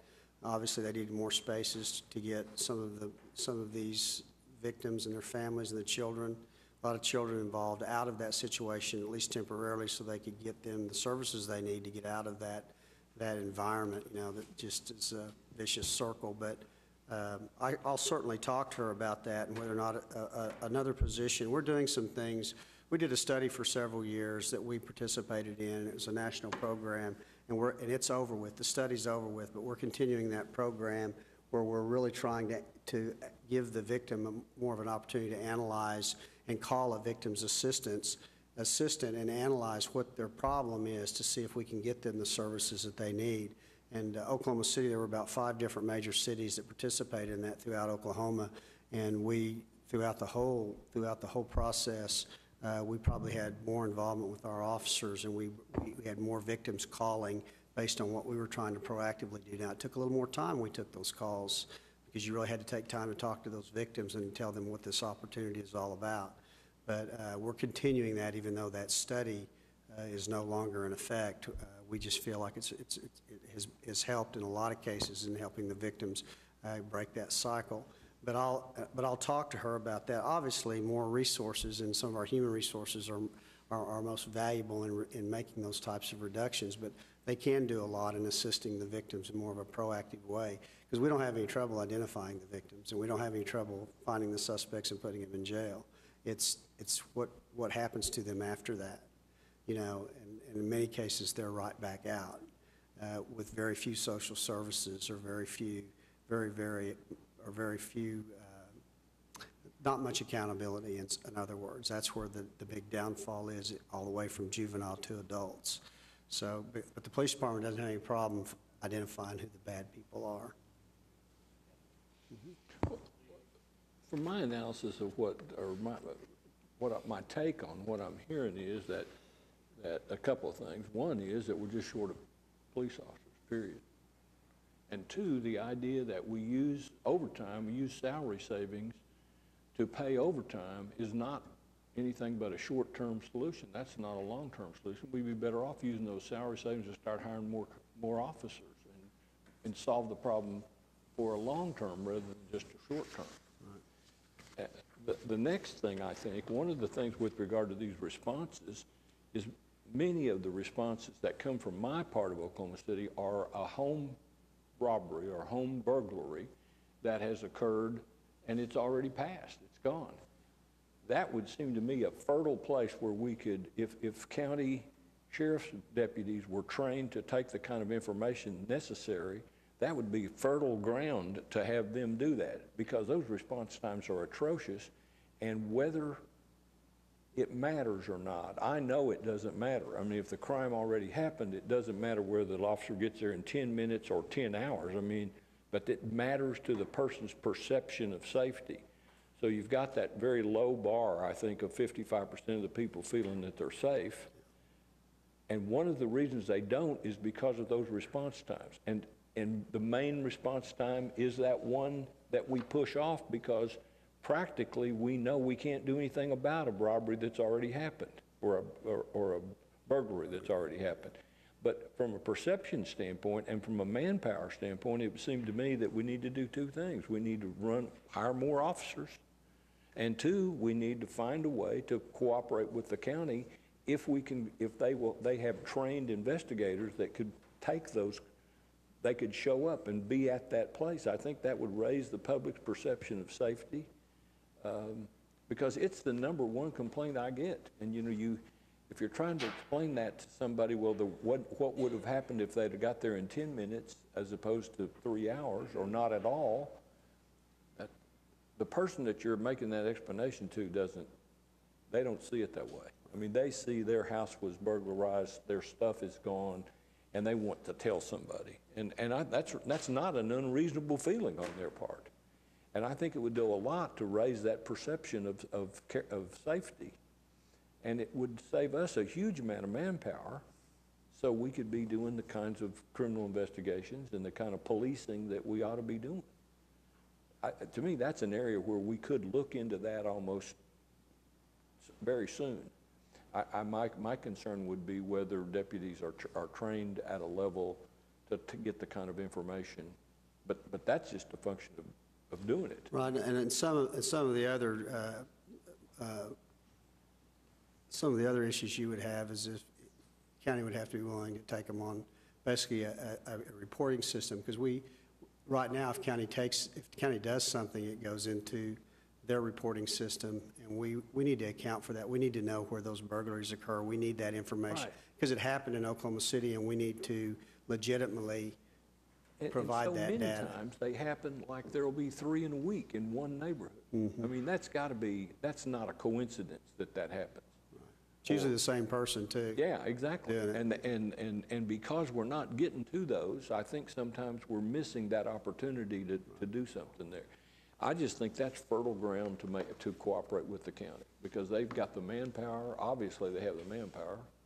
I think it's a much better use of their time than writing tickets. I think that's our job, and I think that is a synergy that could be achieved by some cooperation between the two bodies, and that could be achieved quickly, I would think. About the training problem but that ought to be something that could be overcome very shortly. Just a couple of comments, Chief. Reflecting back on my upbringing, one of the things that has stuck with me, and I can still remember the house on the next block where the police officer, who was the beat officer, lived. And the beat officer walked his beat every single day. And I understand I came from an inner city situation, which we can't do that here in Oklahoma City. But that presence of the officer being seen every day, I think, made a significant contribution to the overall safety that all of us as neighbors felt growing up in that neighborhood. So therefore, getting on my platform, I think we do need additional police officers out there in the field where their presence can be seen by the public and also by the bad guys. In that same regard, one of the greatest tools I think we have in neighborhoods to increase the police presence without the police actually being there is the neighborhood watch system. And I think you would agree, would you not, that that is a great deterrent to these home break-ins, where a vehicle driving around with two citizens in there armed with a cell phone, and all they're intended to do is call 911 with that flashing light out there, does have a way to suppress some of this criminal activity that we have. And so the response times, I think, would also go down, would they not, if we had additional officers available in the field to answer these priority one calls? Yes. And so I think those three things we need to kind of keep in mind as we go forward. Thank you, sir. Chief, do your department get engaged with other municipal departments as it relates to high-profile crimes that's in Oklahoma County, but in a different municipality? Is it the sheriff's office that gets the first call, or is it the Oklahoma City Police Department to cooperate with that other department? Smaller agencies, you know, they're responsible, obviously, in their jurisdiction for any crime, even major crime. And in most cases, if they're unable to handle that, they will ask for assistance from the Oklahoma State Bureau of Investigation. They can and do ask for assistance in many cases. If you talk like areas like Spencer, which is a very small police department, the county helps them quite a bit. And then we have helped other smaller agencies with, because they don't have a professional crime scene investigative unit with all the tools necessary and expertise, and we will help any of them based on their request. We've helped county based on requests. So it's a cooperative effort, but in most cases, for any other a really small agency within the state, OSBI is usually the avenue for a smaller agency to get investigative assistance on a really, you know, high-profile or very serious case.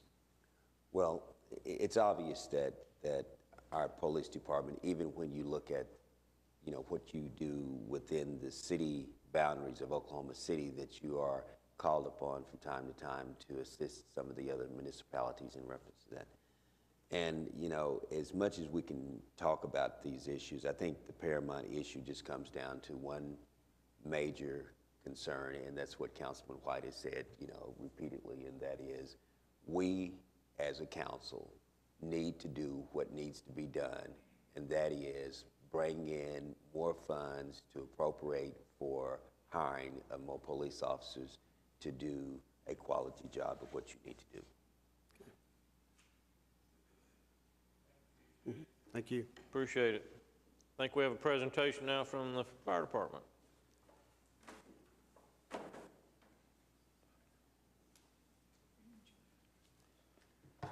Deputy Chief Cecil Clay. Welcome, Cecil. Good morning, Mayor, Council, and City Manager. Appreciate the fact to be here to get to talk about our measures. One of our things is to respond quickly, safely, and meet the need. We think we can do our job by getting there quicker. So on our first slide there, it says that we're going to make our goal is to make all of our responses in 6 minutes.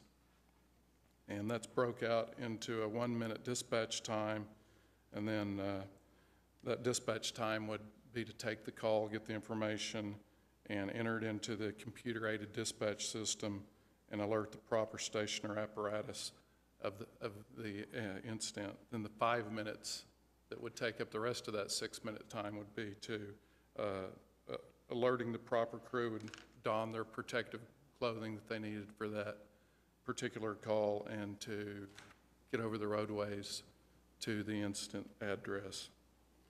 And the next slide, this kind of breaks this down. It's split out into 2 categories, or 3 categories actually, the dispatch time, and we've broken out the calls into fire responses and EMS responses. The reason we do that is the fire responses have more apparatus going to them, so it takes, there's coming from a further distance than their first in district, so the times are a little bit different. As you can see, in 2011, 2012, we met our dispatch times, which our target was 90% to get that call handled and to the correct fire apparatus within 1 minute. And then in 2013, we've dropped to around 73%, so we missed our target. I'll explain a little bit on that. One of the reasons that we've done that is that we've started into prioritizing the calls. We're not responding on all EMS calls. Now we're just responding on the most serious ones that are life-threatening. And so we started that back in July of 2012. And so IMSA will be doing a process where they go through and get information from the caller to find out if it's a life-threatening call, so we're not immediately responding on that. And that's the reason that we've got that added time on there, and it's a little, the times that we've added are about average at 1 minute and 58 seconds. So that 1 minute and 58 seconds going into that 6-minute response time is kind of significant for us on those targets. As you see, we've kind of came up on our fire responses closer to our target of 70% of the calls getting there within 5 minutes. We've made strides on that, and some of that is due to the computer-aided dispatch system. It allows them to alert the stations quicker through a station alerting system that we've also installed into our stations that's taken off a few seconds on that dispatch time. And we have automatic vehicle locators on our apparatus now that allow us to dispatch the closest apparatus instead of generally what we did was a geographical area for dispatching the apparatus that was in that area. So those have helped us to shorten those times a little bit. If you'll go to the next slide, this is a graph the slide shows on the left-hand side there, those are incidents per month, how many incidents we've responded on, and then it goes that starts in that one corner in July of 2008, and you can see a significant kind of gradual rise there in the incidents that we've made. That also affects our response time because the more incidents we make takes our apparatus out of their first in area where our stations are located. And then you see the drop off there in July of 2012 where we started running on fewer incidents because of the process of eliminating the EMS calls that were not high priority calls. They were lower priority that might not need a fire response. So that dropped. We thought that would drop by about 20%. It actually dropped by 18.7%, so it's pretty close to the target that we thought we would hit. And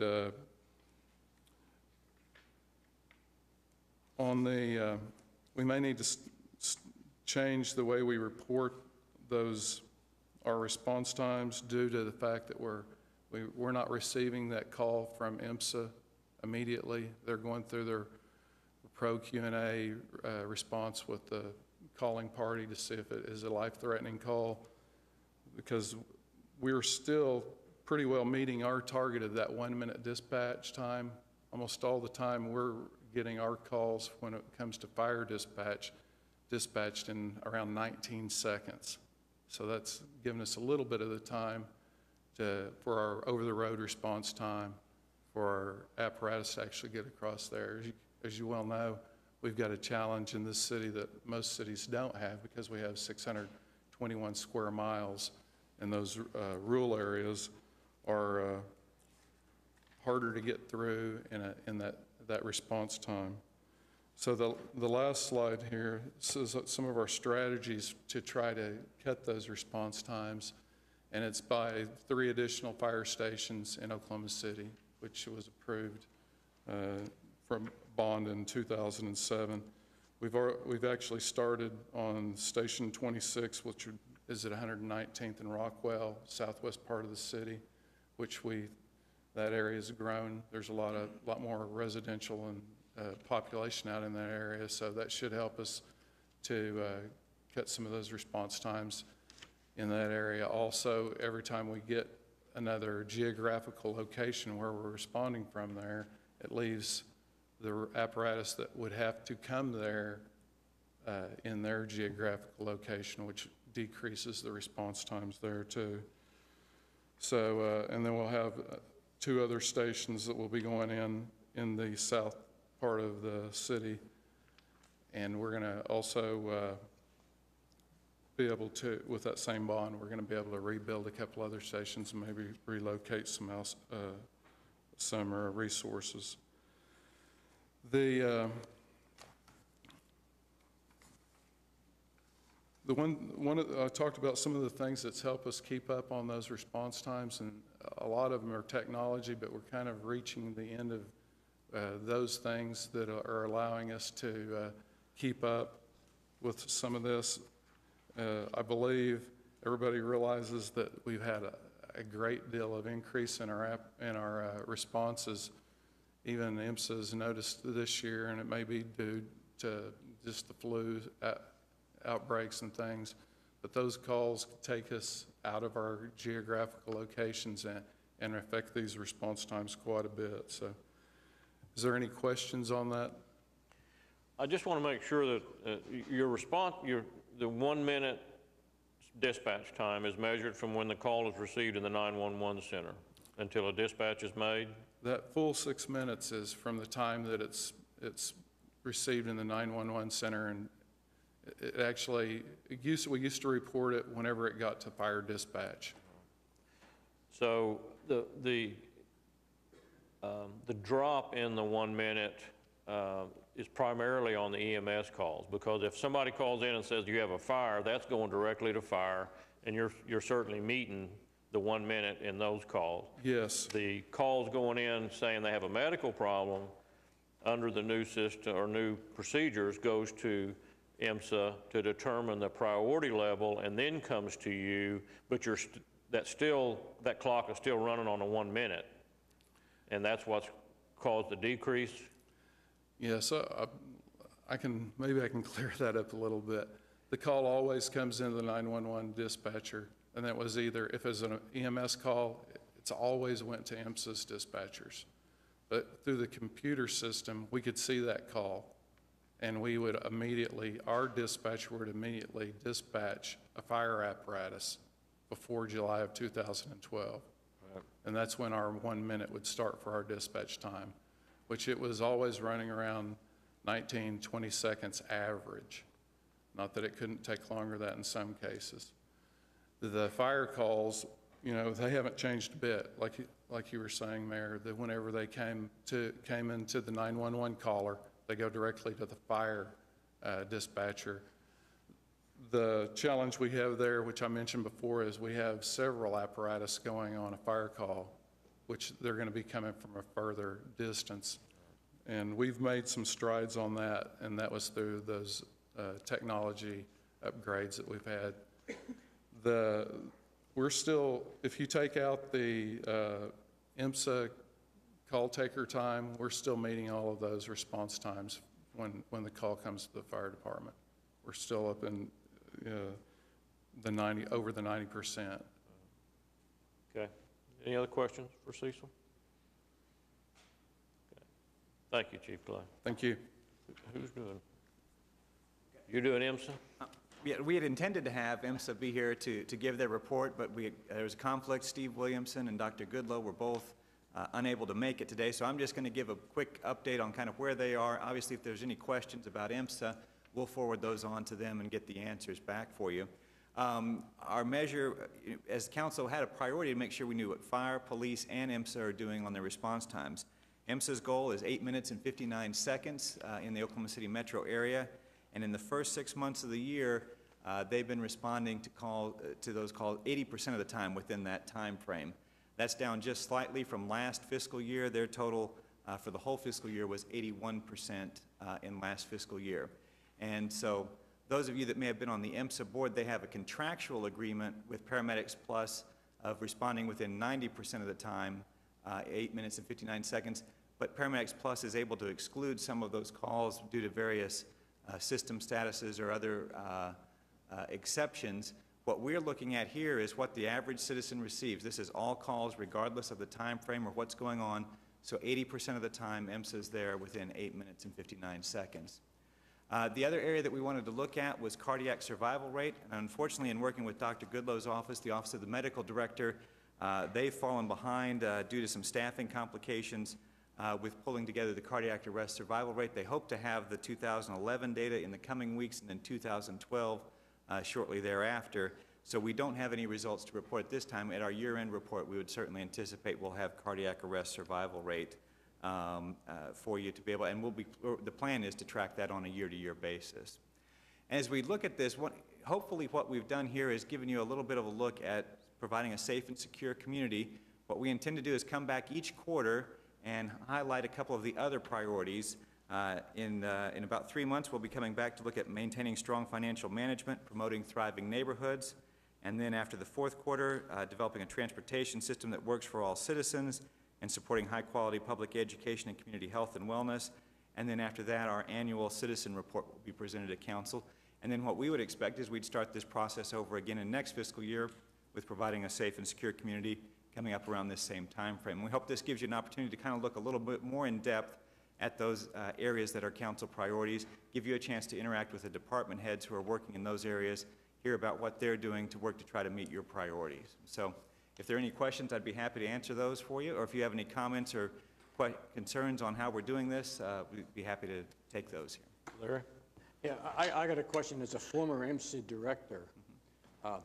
When I was on the board, we had that 90% goal, and that goal was being met every time we had a report. And now I see that goal is down into the 80% range by what you're saying, with the caveat you threw in there, but Paramedics Plus is able to exclude for one reason or another, a whole number of those calls, and that, what I gathered you were telling me was that's why we used to be 90% and now we're 80%. Right. Well, let me finish, okay? Okay, certainly. Based on that, I would like to have EMSA themselves come and give the report so that the questions can come directly from them about what's going on. Certainly. And that was one of the things that when we worked with them, we wanted to make sure it was what the citizens are receiving.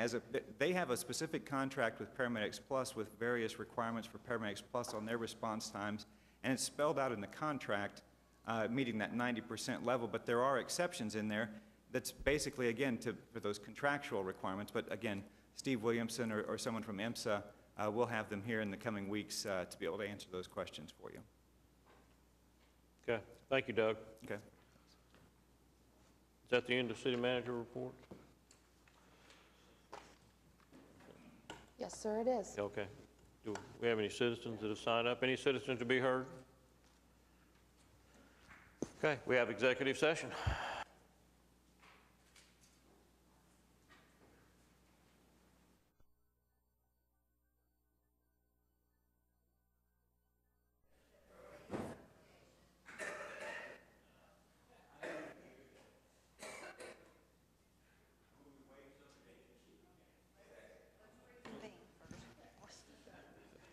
Okay, we are back from executive session, and I need a motion on item. No, I thought we'd do council first. It's 8I1. 8I1.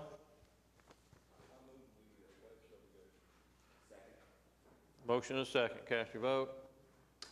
It passes unanimously. I'll adjourn the council meeting. We'll reconvene MFA. I need a motion on the MFA item. Motion and second. Cast your vote. Passes unanimously. I'll adjourn MFA. We're done.